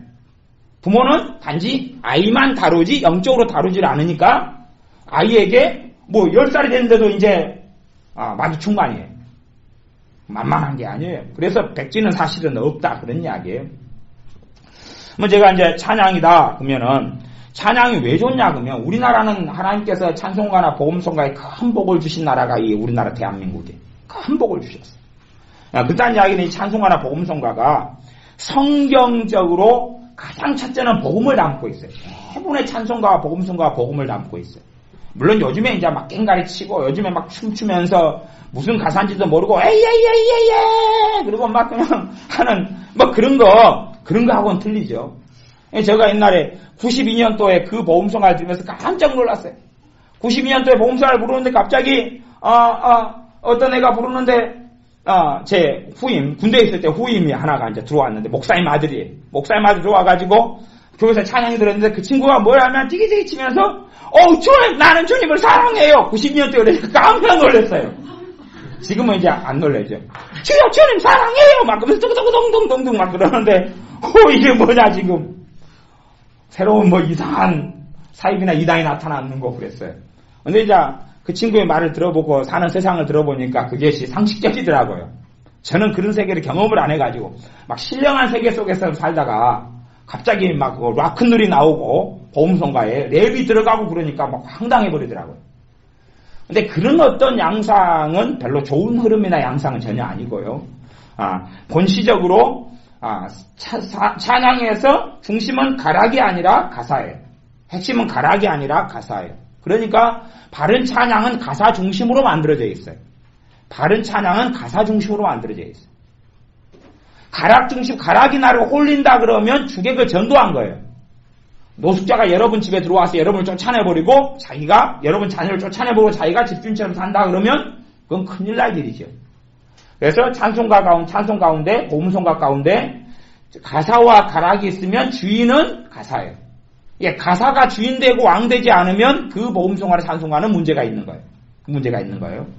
물론 두 가지 가락의 양상이 있어요. 가락이 굉장히 막 부드럽게 감성을 자극하면서 부드럽게 가는데 문제가 있는 가락이 있고, 그 다음에 가락이 막 락이라든지 랩이라든지 막 오르락내락 하면서 난장판을 피우는 가운데 하는 게 있고, 그러니까 실제로 막 이런 율동이 들어가거나 신체 활동을 아주 급속한 신체 활동, 일반 율동 말고 막 햇빛보다 더 밝은 건 내 집 있네 그런 거 말고 막 훨씬 더 그냥 난잡한 게 있잖아요. 그런 식으로 흘러가가지고 사람의 몸짓, 발짓, 행위에 집중하게 하는 건 실제로는 찬양이 아니에요. 그런 것은 복음의 믿음을 전혀 도와주지 못한다 그런 말이에요. 여러분이 이제 믿음에 있어서 믿음을 사용해야지 믿음이 성장해가요. 믿음을 사용해가지 않으면 믿음이 성장해요? 안 해요? 안 해요. 믿음에 대해서 정말 바르게 써진 신앙서적이 많이 있다 그래도 믿음에 대해서 쓰는 신앙서적이 많이 있고 많이 읽는다 해서 성장하는 건 아니에요. 믿음의 크기는 두 가지 영역을 제가 설명하겠습니다. 하나는 믿음은 들음에서 나며 들음은 그리스도의 말씀으로 말미암느니라. 하나, 말씀을 통해 믿음이 생겨나요. 말씀을 깨닫는 것이에요. 지식이 아니라 말씀이 깨달아지는 거예요. 알아지고 깨달아지는 거예요. 거기에서 기본적으로 뿌리가 내리기 시작하는데 그 다음에는 나무가 뿌리에서 물과 양분을 올려내지만 잎과 줄기는 광합성 작용을 해야 돼요. 두 가지가 같이 이어져 가야 돼요. 다시 말하면 말씀이 역사해야 되고 그러면서 내가 말씀을 생활 속에서 하나 겪으면서 순종의 걸음들을 걸어가 봐야 돼요. 그래야지 이제 믿음이 제대로 성장하고 자라가게 되어져요. 그래서 여러분들이 단지 말씀만 듣는다고 해가지고 믿음이 성장하는 게 아니야. 듣고 그 다음에 그 속에서 여러분이 믿음의 여정과 단련의 여정을 걸어가야 돼. 믿음을 자주 사용해야 된다. 그만 최소한 정말로 믿음의 실체가 나타나려면 믿음을 사용하셔야 돼. 그것이 없는 한은 30년 신앙생활에도 그 별 볼 일 없어요. 별 볼 일 없어요. 그래서 제가 그런 것을 뭐라고 하냐면 뒷심이라고. 뒷심 아시죠? 뒷심이 뭐냐 그러면 예를 들어서 목사님하고 장로님이 예배당에서 목사 잡고 싸워봤어요. 주일 안 예배 때. 그러면 정말 믿음이 견고한 사람은 그걸로 시험 들어요? 안 들어요? 안 들어요. 근다 해서 뭐 주님하고 뭐 상관 있는 게 아니기 때문에 그 뒷심이라 그러는 거예요. 갑자기 그냥 돈 1000만 원이 홍 날아가 버렸어요. 근데 믿음이 있는 사람은 뒷심이 있는 사람은 그것까지 흔들려요? 안 흔들려요? 안 흔들려요. 별로 안 흔들려요. 내 자식이 교통사고 나가지고 병원에 입원했어요. 뒷심이 있는 사람은 믿음이 있는 사람은 그것이 역사해서 별로 그런 거 안 흔들려요. 아니면 내 자식이 그냥 겉으로 볼 때는 개망나니가 지금 되어져 가는 거예요. 믿음이 있는 사람은 그것 때문에 큰 절망 속에 들어가지를 않아요. 그게 뒷심이라는 거예요. 그러니까 실제로 작은 일에 그냥 엄벙덤벙하고 정신이 없고 오락가락 해버리면 실제로 그 사람이 믿음이 없는 사람이에요. 근데 정말 믿음을 가진 사람은 뭐 목사님 10명이 내가 아는 목사님 10명이 다 예수님 부인하고 떠나가 버려도 나하고는 상관없는 거예요. 내가 주님을 신뢰하고 믿는 것하고는 아무 상관이 없어요. 내가 다니던 교회에 뭐 성도님 집사님 100명 있는데 그 사람들의 신앙이 다 종교인이고 얄궂게 되어져 버려도 그것 때문에 충격 안 받아요. 왜? 내게 성령이 역사하고 계시니까. 내게는 주님이 계시니까 그것 때문에 충격받지 않아요. 그것 때문에 놀랍고 이상하지 않아요. 초신자 때는 이상할 수 있어도 믿음이 성장해가고 자라가는 사람은 그건 놀랍고 대단한 일 아니거든요. 대단한 일 아니라고 우리 안에 임하신 성령님께서 그렇게 알게 하시면 깨닫게 해주셔요. 그래서 여러분의 믿음이 훈련되고 단련되고 성장해 가야 되고 믿음이 실체가 돼야 돼요. 믿음의 실체가 돼요. 그 중에 하나가 이제 찬양을 통해서 여러분의 믿음이 성장하는 것이 찬양을 통해 성장하는 것. 찬양은 대부분의 찬양은 윤리적으로 기록되어 있질 않아요. 그게 감사한 거예요. 윤리적으로 기록되어 있는 영역은 굉장히 적고 대부분 찬양은 복음이 계속 돌아가며 역사하도록 되어 있어요. 대신에 찬양이나 복음성가가 이제 복음성가가 제가 이제 그건 뭐 성경에 없는 겁니다. 제 경험상으로 이야기할 때 똑같은 복음성가 찬송가를 계속 불렀는데 얼마나 지루해지느냐 그런 거예요. 얼마나 빨리 지루해지느냐. 빨리 지루해진다. 그러면 그 사람의 믿음의 실체가 그거예요. 지금 이게 어떤 찬송가가 성경으로 기록된 거 아니에요. 성경 말씀에서 가져와가지고 만들어진 거예요. 여러분이 우리나라 찬송가, 제가 새 찬송가 같은 것은 똑같은 곡 말고는 안 봐가지고 제가 모르겠는데, 옛날의 찬송가 같은 경우는, 개혁성경에 달린 찬송가 같은 경우는 제가 한참 오래 써왔으니까 문제가 없어요, 성경적으로. 아직은 문제가 없어요. 말씀에서 그대로 있다, 그 말이에요. 그대로 있어요. 그래서 말씀에 그대로 있는 말씀의 고백을 그대로 내가 하나님께 드리는데 똑같은 것을 좀 몇 번 했다. 지루하고 고루하다. 그러면 거기에서 내 믿음의 현주성 나타나는 거예요. 내 믿음이 지금 역사하지 않아. 아니면 역사하지 않고 믿음이 좀 요상무리하거나 요상무리하다는 것은 뭐 잘못한다 이런 걸 떠나서 지금 믿음의 실체가 아까 솜사탕처럼 부풀려졌는지는 몰라도 진짜로 확 찌르놓고 보면 별것 없다 그런 말이에요. 아니면 믿음을 사용하지를 않고 있어요. 믿음을 사용하지 않으려면 믿음 대신에 다른 걸 사용해요. 우리는 뭘 사용하냐 그러면 감성을 사용해요. 이게 제가 아는 찬양을 부르는 어떤 목사님이나 어떤 분들도 보면 감성으로 찬양을 해요. 감성으로 찬양하면 듣는 사람들의 마음이 뭔가 울려요. 요즘에는 그게 좀 인기가 없는 거 어쩐가 제가 잘 모르겠는데 옛날에 제가 나가수를 몇 번 봤어요. 나가수를 봤는데 막 그냥 소리 지르고 요즘에도 뭐 그런 프로그램 있는 것 같더라고요. 걔네들은 주로 뭘 하냐 그러면 감성을 끊임없이 자극하려고 해요. 그리고 이 탤런트들 같은 경우도 실력 있는 탤런트들일수록 자기의 연기를 통해서 감성을 굉장히 자극하려고 그래요. 그러니까 그 사람들이 감성을 굉장히 자극하려고 에너지를 쏟으니까 끝난 다음에 탈진을 해요. 걔네들이 가서 노름하고 마약으로 가는 게 탈진해가지고 뭐가 쉽게 찾아오냐 그러면 이 절망이 쉽게 찾아오고 낙심이 찾아오고 침체가 잘 찾아와요. 그래서 걔네들이 아주 극과 극을 오르락내리락 하는 삶을 살아요. 여러분이 연예인이나 영화배우 같은 경우도 감성을 잘 사용하지 않는 사람들은 뒷심이 있어요. 믿음을 떠나서요. 감성을 잘 사용하지 않는 사람 특징은 뭐냐 그러면 다 그렇진 않지만 일반적으로 특정한 영역의 연기 중심으로 해요. 개그면 개그 중심으로 해요. 근데 감성을 굉장히 사용하는 사람들은 악인도 됐다가 성인도 됐다가 뭐 우울증 환자도 됐다가 정신과 의사도 됐다가 막 왔다 갔다 해요. 그런 친구들이 위험한 친구들이에요. 왜냐하면 감성으로 살거든요. 감성으로 살아요. 근데 어떤 특정한 역할만 그냥 해요. 어떤 사람은. 그러면서 인기가 있고 뒷심이 있어요. 그 사람도 감성으로 사는 것하고 좀 달라요. 그러니까 그런 사람들이 사실은 건강하게 오래 살아가는 사람들이에요. 예를 들어 제가 잘 모르지만 최수종 씨 같은 경우는 여러 가지 역할들을 하지만 특정하게 대부분은 주인공이나 선인의 역할을 많이 맡잖아요. 막 악인이나 악랄하거나 막 이런 걸 잘 안 하잖아요.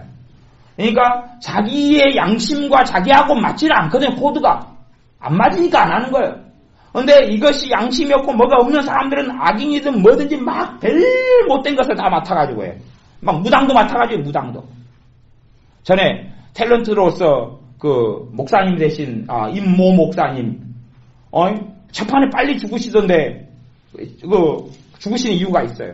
목사님이 되셨는데 탤런트로서 무슨 역할을 맡아가지고 첫판에 죽으셨냐 그러면 불쌍했다 1000번 절을 하는 장면을 하시더만요. 갖고 죽으셨어요. 아니 지금 진짜로 살아계시는데 그 연기 속에서 일회 하시고 죽었다고 말이죠. 살아계셔요. 그런데 목사님 장로님이었다 목사님이 되신 분이 TV에 버젓하게 불상 앞에 절을 계속 천배절을 누구를 위해서요? 자식이나 무소냐 그런 거죠?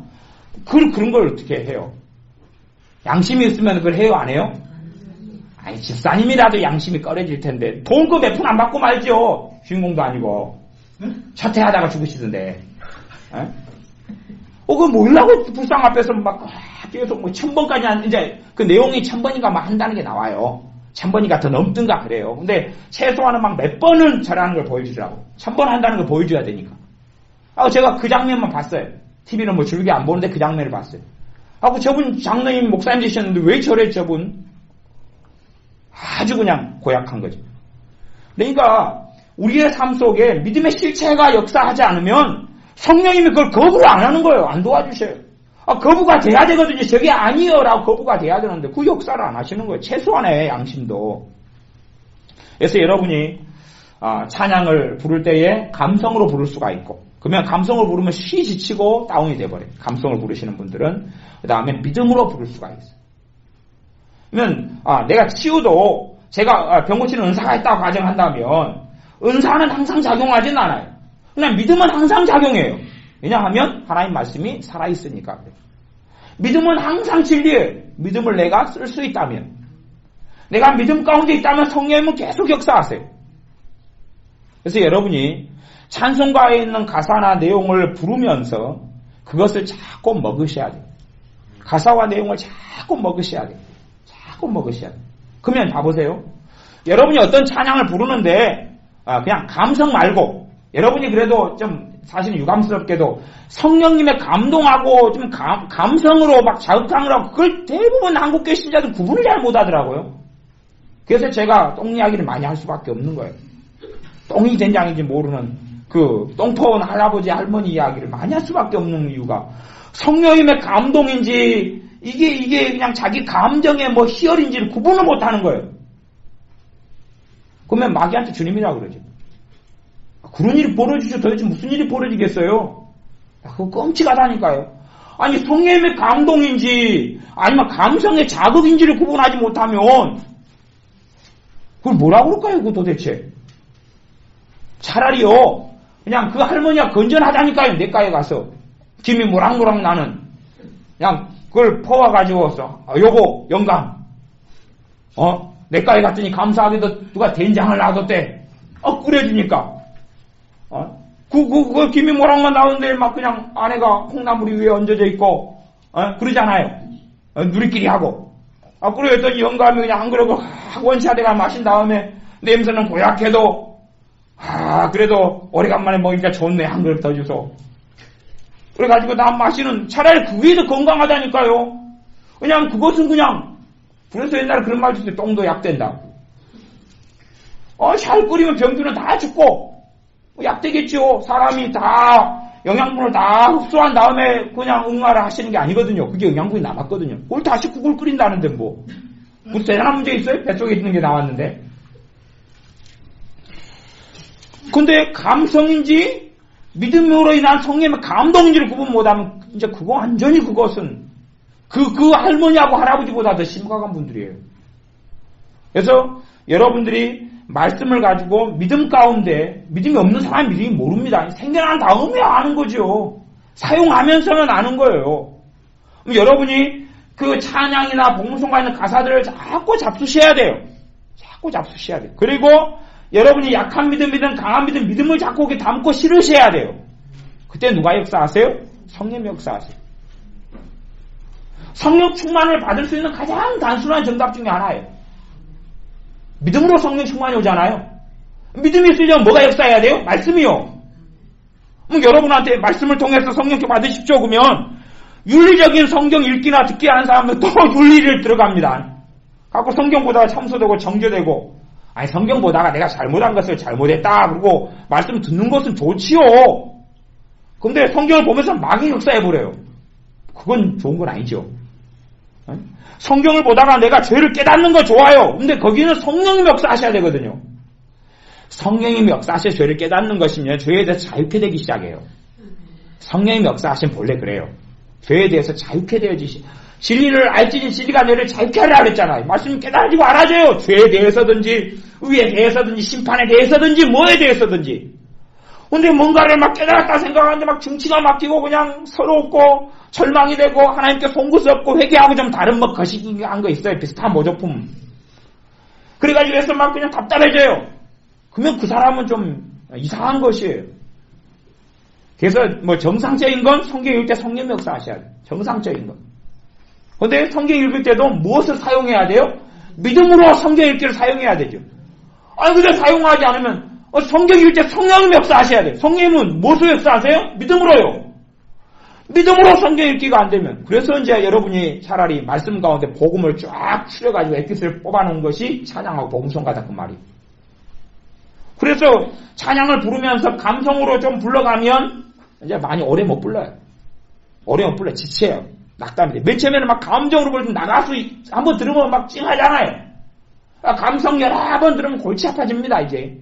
그거 여러분이 감성으로 찬양하는 건요, 똑같은 감성으로 찬양하는, 복음송 가수 중에서 감성으로 하는 사람들 많이 있어요. 그럼 그 테이프를 가지고 여러분이 한 20번을 반복해드리면 머리가 찌끈찌끈하고 막 그냥 중치가 뭐에 막히고 성령 역사에 잘 민감한 아는 분들은 알 수가 있어요. 머리가 막 아프기 시작해요, 갑자기. 20번을 막 듣는데. 성령 역사로 찬양을 부르면 그 찬양을 통하여 가수가 어떤 찬양 가수가 불렀다 그러면 성령 역사 흘러나오기 때문에 머리가 아픈 게 시원해져 가요. 믿음이 역사하니까, 성령 역사하니까 그 통로로 사용하셔가지고. 그래서 잘 이렇게 찬양 테이프 같은 것도 잘 선별해서 이렇게 사용하시고 들으시면 유익을 잘 얻을 수 있어요.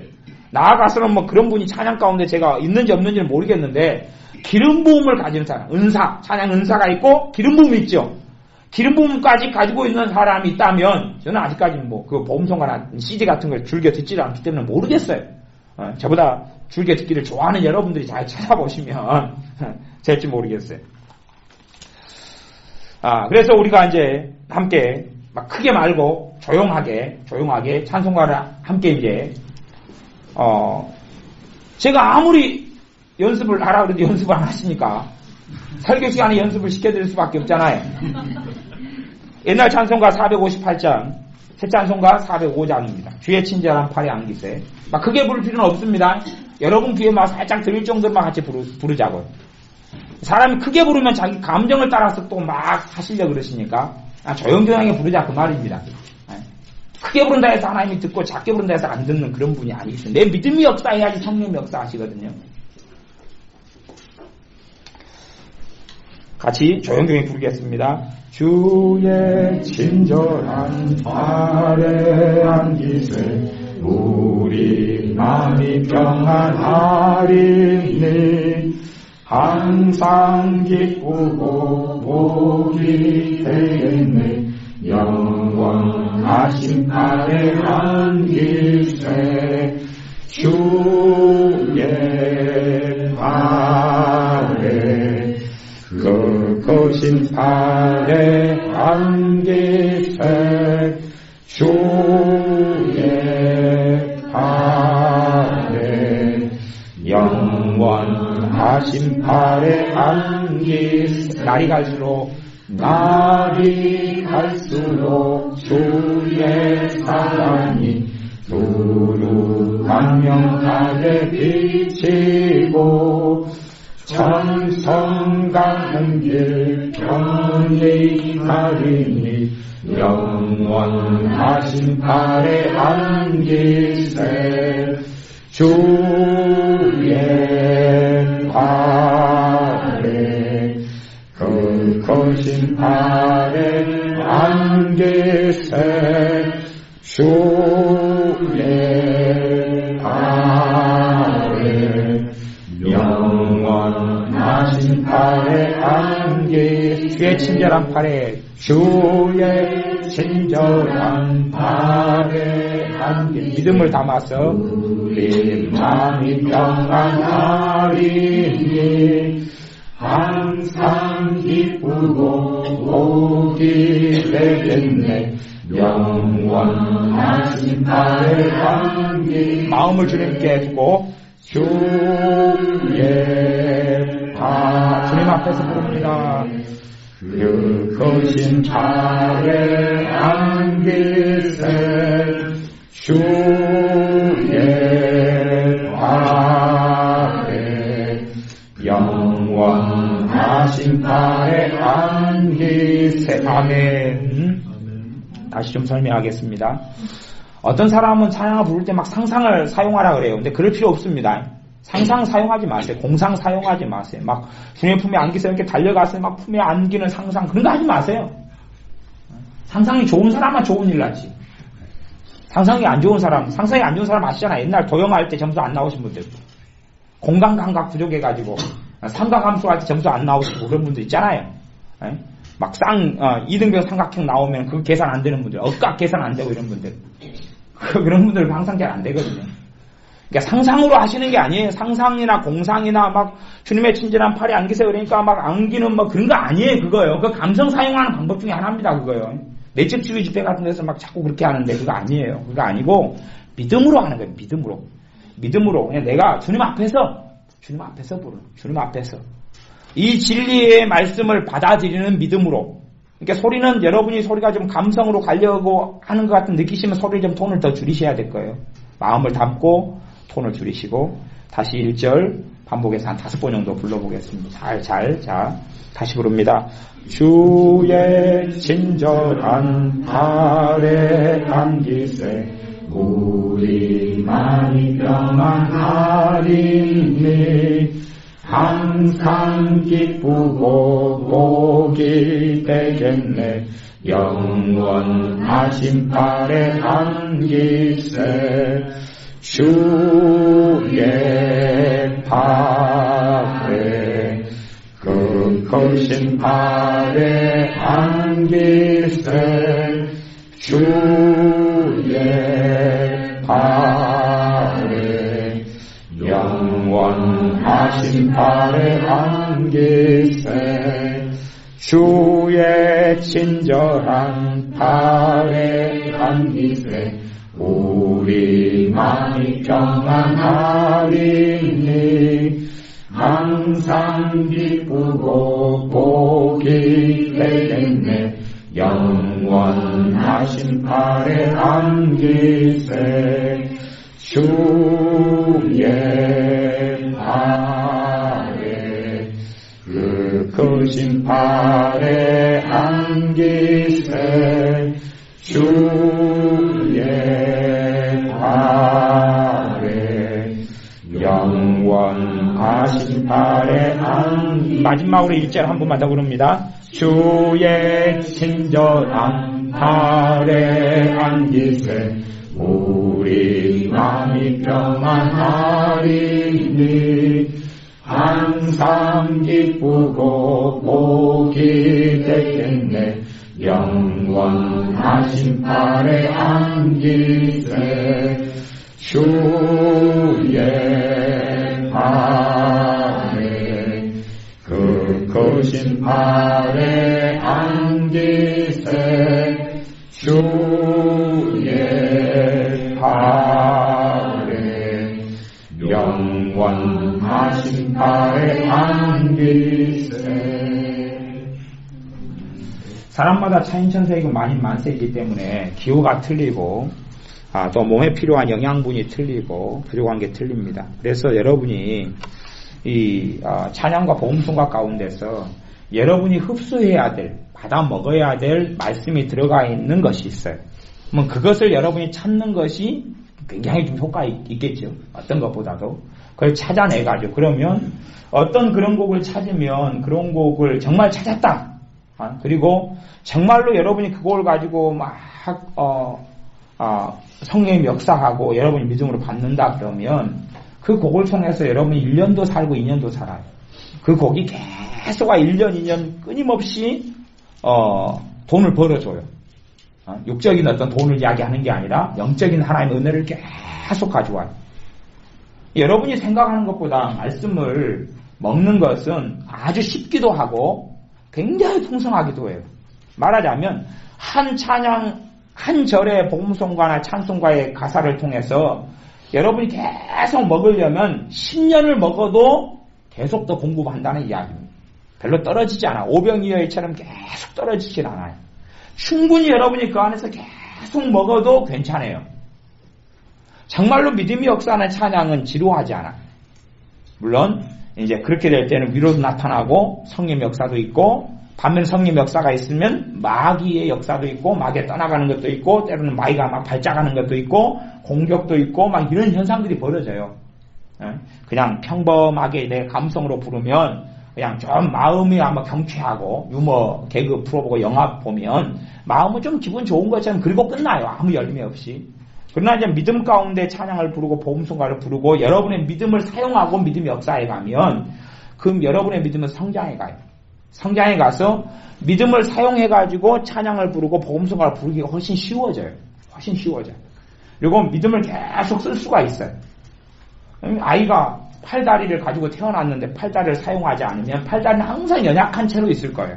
그러나 팔다리를 계속 꼼지락거리고 쓰고 막 걸으려 그러고 기어다니고 그리고 팔다리가 튼튼해지면서 충분히 인생과 삶을 지탱해 나가는 이런 팔과 다리가 될 거예요. 그것처럼 우리의 믿음을 계속 사용해야지 강건해지고 튼튼해져요. 강건해지고 튼튼해져요. 그럼 말씀을 통하여 특별히 찬양 같은 걸 통하여 내 기초를 단단하게 만들 수 있어요. 기초를 단단하게 만들 수 있어요. 말하자면 복지 말고 생존에 필요한 것들. 그죠? 생존이 있고 복지가 있죠? 생존은 기본적인 의식주, 먹고 사는 것. 뭐 옛날로 이야기하면은 보일러 없었던 시절, 기름 없었던 시절에는 장작 떼가지고 겨울을 날 정도 준비하고, 그 다음에 곡간에다가 쌀가마니 몇 푸대 쌓아놓고, 그렇게 하면 이제 겨울날 준비가 된다. 그리고 땅 파가지고 김치 담아서 묻어놓고, 그 다음에 무 땅 파가지고 묻어놓고, 그러니까 집으로 덮어놓고 다 옛날 다 해보셨죠? 예. 그렇게 하면 이제 겨울날 준비가 돼. 동치미 담아놓고 겨울날 준비해서 편하다 좋다. 그리고 이제 봄날에 농사 지을 때까지는 편하게 놀고 먹죠. 그냥 이제 호롱불 켜가지고 이제 지푸라기나 집신이나 짜고 살레꾸나 꼬고 그러고 이제 소일하고 노는 거예요. 그 다음에 방 안은 그득하게 고구마 쌓아가지고 덮어놓고 이제 갖다가 한 번씩 꼬먹고 그것이 생존을 위한 준비거든요. 그런데 찬양과 복음성가를 통해서 믿음이 계속 역사하면 복지는 막 더 많이 어디 외식하러 가고 아니면은 어디 외국 여행 가고 막 그렇게는 그런 복지는 막 윈드서핑하러 가고 그러다 물에 빠져가지고 허우적대고 막 그 윈드서핑 그런 복지는 잘 못 누려도 비행기 타고 날아가다가 막 떨어지고 막 그런 복지는 못 누려도 생존을 위해서는 여유 있게 살 수 있다 그런 말이죠. 네? 그러니까 여러분이 이게 최소한의 필요해. 최소한의 필요.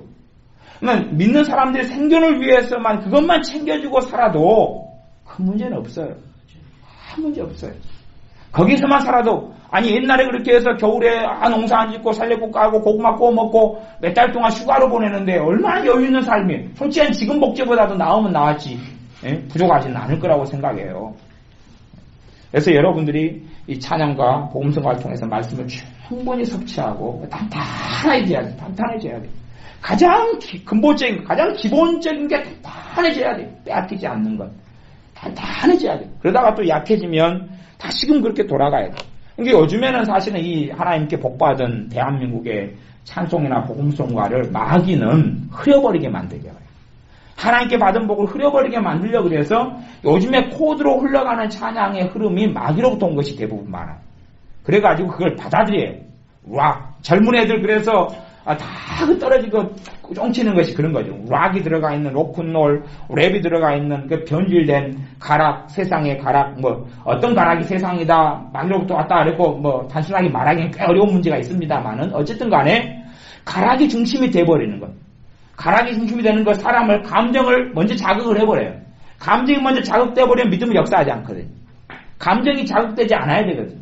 그러니까 그런 부분들을 통해서 아이들 같은 경우가 잘못된 방향과 잘못된 길로 많이 걸어가고 말아요. 믿음이 역사하지 않으니까. 그래서 여러분들이 찬양을 통해서 최소한 내가 먹을 수 있는 것을 찾아내셔가지고 거기에서 찬양을 부르면서 주님하고 만남이 있어야 돼요. 찬양을 부르면서 가사에 따라서 여러분의 마음이 막 흘러가셔야 돼요. 제가 지금 말하는 것은 무슨 말인지 여러분 이해를 하셔야 됩니다. 찬양을 부르다가 여러분 마음이 흘러가셔야 돼요. 이게 전에 제가 불렀던 찬양을 나의 갈 길 다가도록을 제 혼자 불러보겠습니다. 물론 저는 이제 음악가 출신이기 때문에 여러분들이 항상 양해하실 줄은 생각하고, 근데 그 부르다 보면 마음이 흘러가야 된다는 이야기를 하고 있습니다. 제가 마음이 흘러가야 된다는 이야기예요. 가사는 나의 갈 길 다가도록 예수님 주님 인도하시니 내 주 안에 있는 긍휼 어찌 의심하리요. 그러면 마음에서 믿음으로 하게 되면 고백이나 이게 흘러가야 돼요. 정말 그렇습니다. 나는 의심하지 않습니다. 또 나의 갈 길 다가도 주님이 인도하실 줄 내가 믿습니다. 이렇게 막 흘러간단 말이에요. 그게 흘러가야지 지금 믿음으로 하고 있는 것이에요. 그게 흘러가야 돼. 때로는 빨리 흘러가고 늦게 흘러갈 수 있지만은 그게 흘러가야 돼. 믿음으로 하게 되면 자꾸 그렇게 하면서 주님하고 만나게 돼요. 찬양을 부르다가 마음에 고백이 있고 찬양을 부르다가 기도가 있고 그렇게 막 흘러가요. 그걸 이제 한참 하다 보면 그 다음에 기도가 자연적으로 흘러나와요. 대부분의 그래서 지금의 사람들은 야고보서 1장에 말씀드린 믿음의 기도를 드리지 못하는 사람이 많아서 성령님의 바른 역사심 속에 신자들이 들어가 기도한다 그러면 기도로 먼저 들어가기보다는 찬양으로 먼저 들어가기를 또 원하실 때가 훨씬 많으셔요. 물론 정답안은 없습니다. 정답안은 없는데 찬양으로 먼저 막 부를 때에 그래서 기도를 내가 30분 한다 그러면 어떤 분들은 20분, 25분을 찬양만 해야 될 분들도 훨씬 많을 거예요. 그러다가 이제 다 5분만 기도하는 거예요. 25분 하다 보면 기도가 막 흘러나와요. 하고 싶어지고 흘러나와요. 그때 이제 하는 거예요. 그때 하는 거예요. 그때 하다가 성령의 역사의 기도가 나온 건 내 것으로 기억해놓고 적어놓거나 해서 그쪽 기도로 계속 해보고 그렇게 해서 믿음이 없는데 기도만 주구장창 밀고 한다 그러면 사실 역사하는 게 없잖아요. 믿음의 역사가 나타나질 않아. 아니 믿음이 없는데 믿음이 없으니까 믿음을 가지려면 찬양으로 돌아가게 하시는 거예요. 왜냐하면 이 기초가 원체 부족하기 때문에 한국교회 신자들은 이 기초가 굉장히 부족해요. 이 찬송가에 있는 복음송가에 있는 가장 기초가 뿌리내리질 않았어요. 그렇기 때문에 성령의 역사 현재 약해진 거예요. 한국교회 신자들이 막 돈을 사랑하고 그래서 성령의 역사 사라진 것도 사실이에요. 에? 마음이 하나님께로부터 멀기 때문에 주님으로부터 멀기 때문에 그러니까 더 근원적인 이유는 믿음이 역사하지 않으니까 돈이 보이는 거 아니에요. 믿음이 역사하지 않으니까 세상이 보이는 거 아니에요. 믿음이 그만큼 믿음 안에서 탄탄하게 서지 못했고 단지 과거의 시대에 성령의 은사나 기름 부음을 통해서 교회가 유지됐다 그 말이에요. 그래서 과거에 부흥사 목사님들이 제가 맨 처음에 서두 이야기했어요. 은사나 기름 부음을 많이 쳤는데 말씀이 빈약했다고. 이게 말씀을 통해서 믿음을 탄탄하게 못 만들어 버렸어요. 그래가지고 그냥 부요와 복지가 대한민국 땅에 1990년이 되면서 훨씬 많이 들어와가지고 되니까 믿음은 없고 기름 부음과 은사는 떠나가고 사라지니까 뭐 남는 게 뭐가 있어요? 돈만 있죠. 복지만 있고 세상만 있고 내 성공만 있고 그렇게 될 수밖에 없었던 거예요. 과거에 봉사 목사님 말씀까지도 잘 가지고 있었다면 기름 부음하고 말씀하고 믿음을 통해 역사하고 가지 금상첨화했을 거예요. 그러나 우리나라가 이만큼 누린 것만 해도 하나님께 큰 감사하고 은혜인 것이지요. 어쨌든 여러분이 그래서 다시 그 본질을 이해하셔야 돼요. 믿음으로 다시금 돌아가셔가지고 믿음 가운데서 여러분이 찬양하고 흘러나오고 믿음의 뿌리를 다시 단단하게 하셔야 되는 것이 필요해요. 그러니까 지식으로 흘러가는데 믿음이 역사하진 않아요. 제가 나의 갈 길 다가도록 옛날 찬송가 434장을 좀 불러보겠습니다. 제가 1절 부르고 그 다음에 같이 새 찬송가는 384장입니다. 옛날 찬송가는 434장이고요. 나의 갈 길 나가도록 주님 인도하시니 매주 안에 있는 긍휼 어찌 의심하리요. 믿음으로 사는 자는 하늘 위로 받겠네.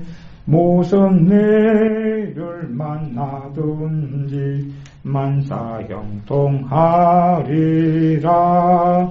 무슨 일을 만나든지 만사형통하리라.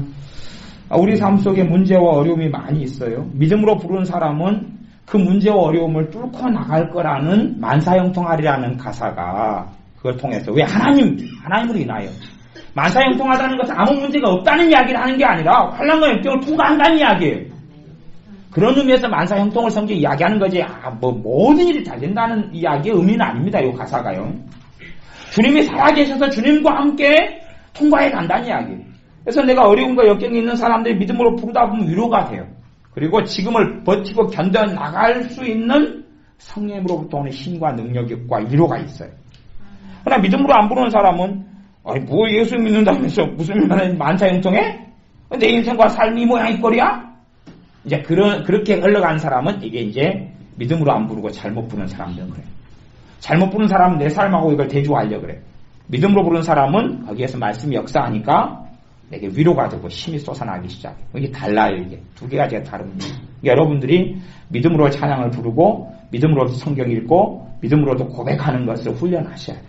그럴 때 이제 그것이 자라가면 역사하기 시작해요. 자라가면 역사하기 시작해요. 나의 갈 길 다가도록 1절만 같이 믿음 가운데 좀 조용하게 부르시면 좋습니다. 그 다음 여러분의 마음에서 기도가 흘러나오시면 좋습니다. 말씀 마무리 가겠습니다. 나의 갈 길 다가도록 1절만 같이 읽고 말씀 마무리하겠습니다. 나의 갈 길 다가도록 주님 인도하시니 내 주 안에 있는 긍휼 어찌 의심하리요.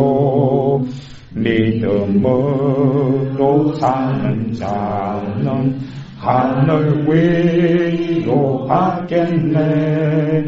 무슨 일을 만나든지 만사형통하리라.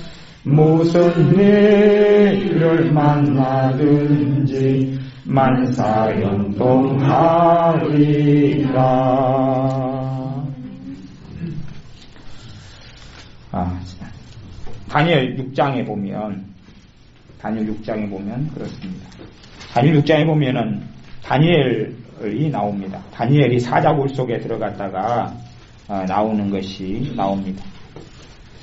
거기에 보면 그렇게 성경에 기록되어 있습니다.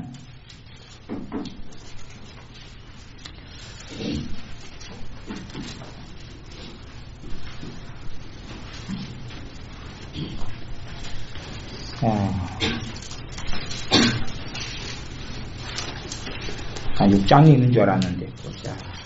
6장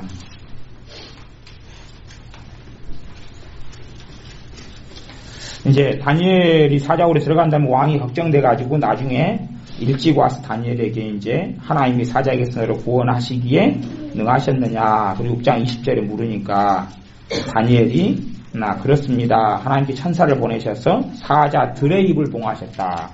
그 사자굴 속에 그림에 보면 주로 사자가 한 마리 나온 사자굴이 많더라고요. 근데 사자들이 여러 마리였습니다. 한 마리가 아니라. 23절에 보면 그렇습니다. 왕이 심히 기뻐서 명하여 다니엘을 구울에서 올리라 하며 그들이 다니엘을 구울에서 올린즉 그 몸이 조금도 상하지 아니하였으니 이는 그가 자기 하나님을 의뢰함이었더라. 봐보세요. 의뢰함이었더라가 아마 개정개혁판인가는 그렇게 되어 있을 겁니다. 그가 하나님을 믿었더라. 믿었기 때문이라 그렇게 되어 있을 거예요. 여기 개혁성경은 의뢰함 이렇게 되어 있고 아마 개정개혁판은 믿었기 때문이라 그렇게 되어 있어요. 그러니까 이 의뢰한다는 것과 여기서 믿는다는 것은 같은 의미입니다. 같은 의미예요.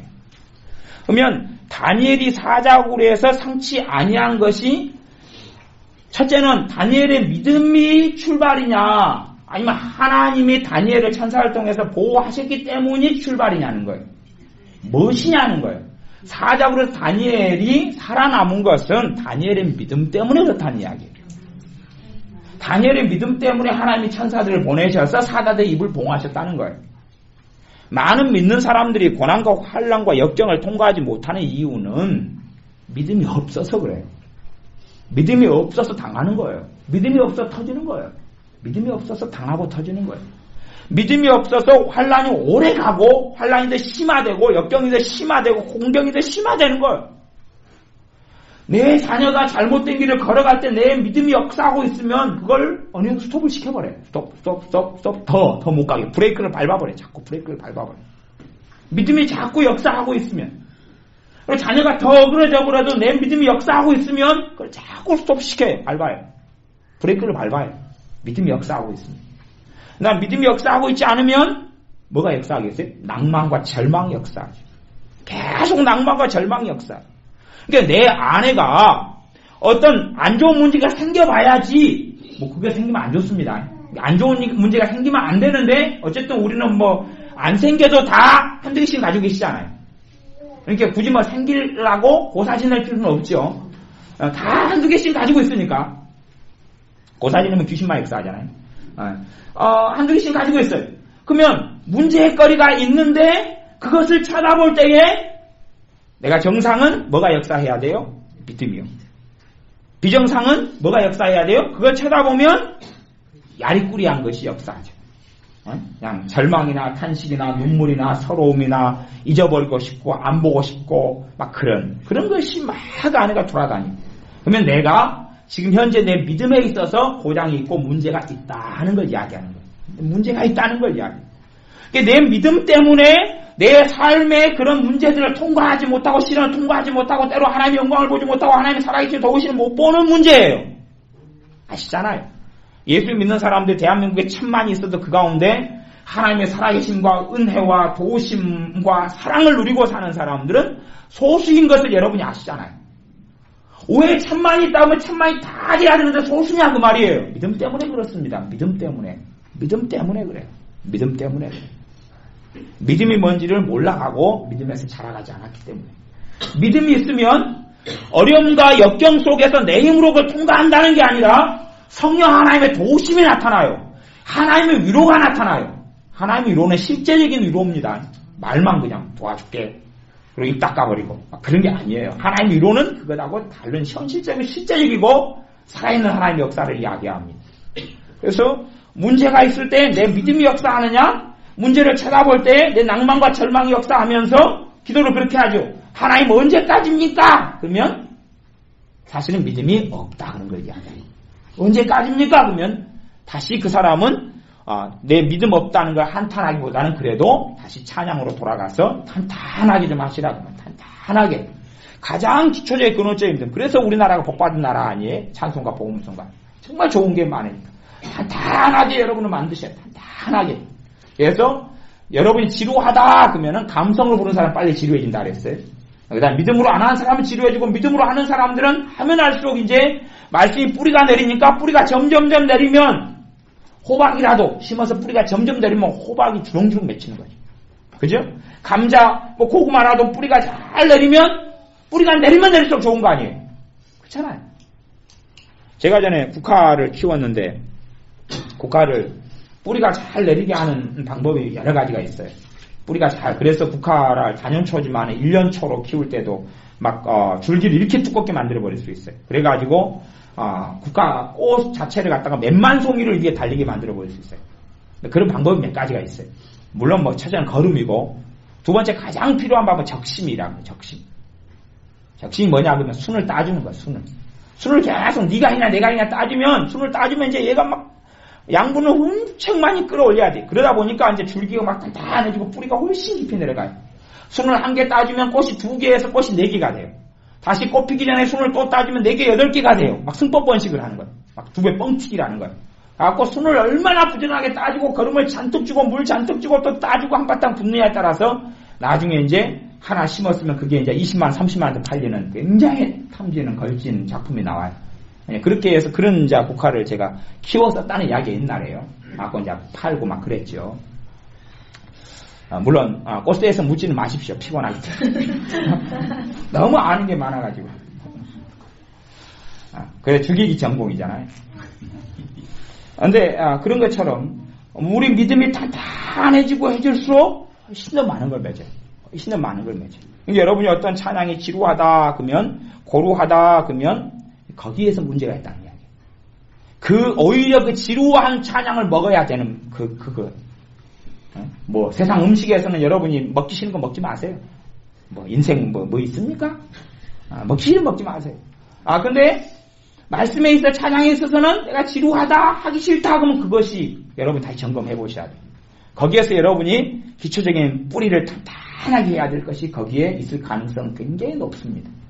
저나 여러분이 믿음 가운데도 진보해서 덧셈에서 이제 뺄셈을 좀 넘어가서 믿음이 뭔지를 알겠다.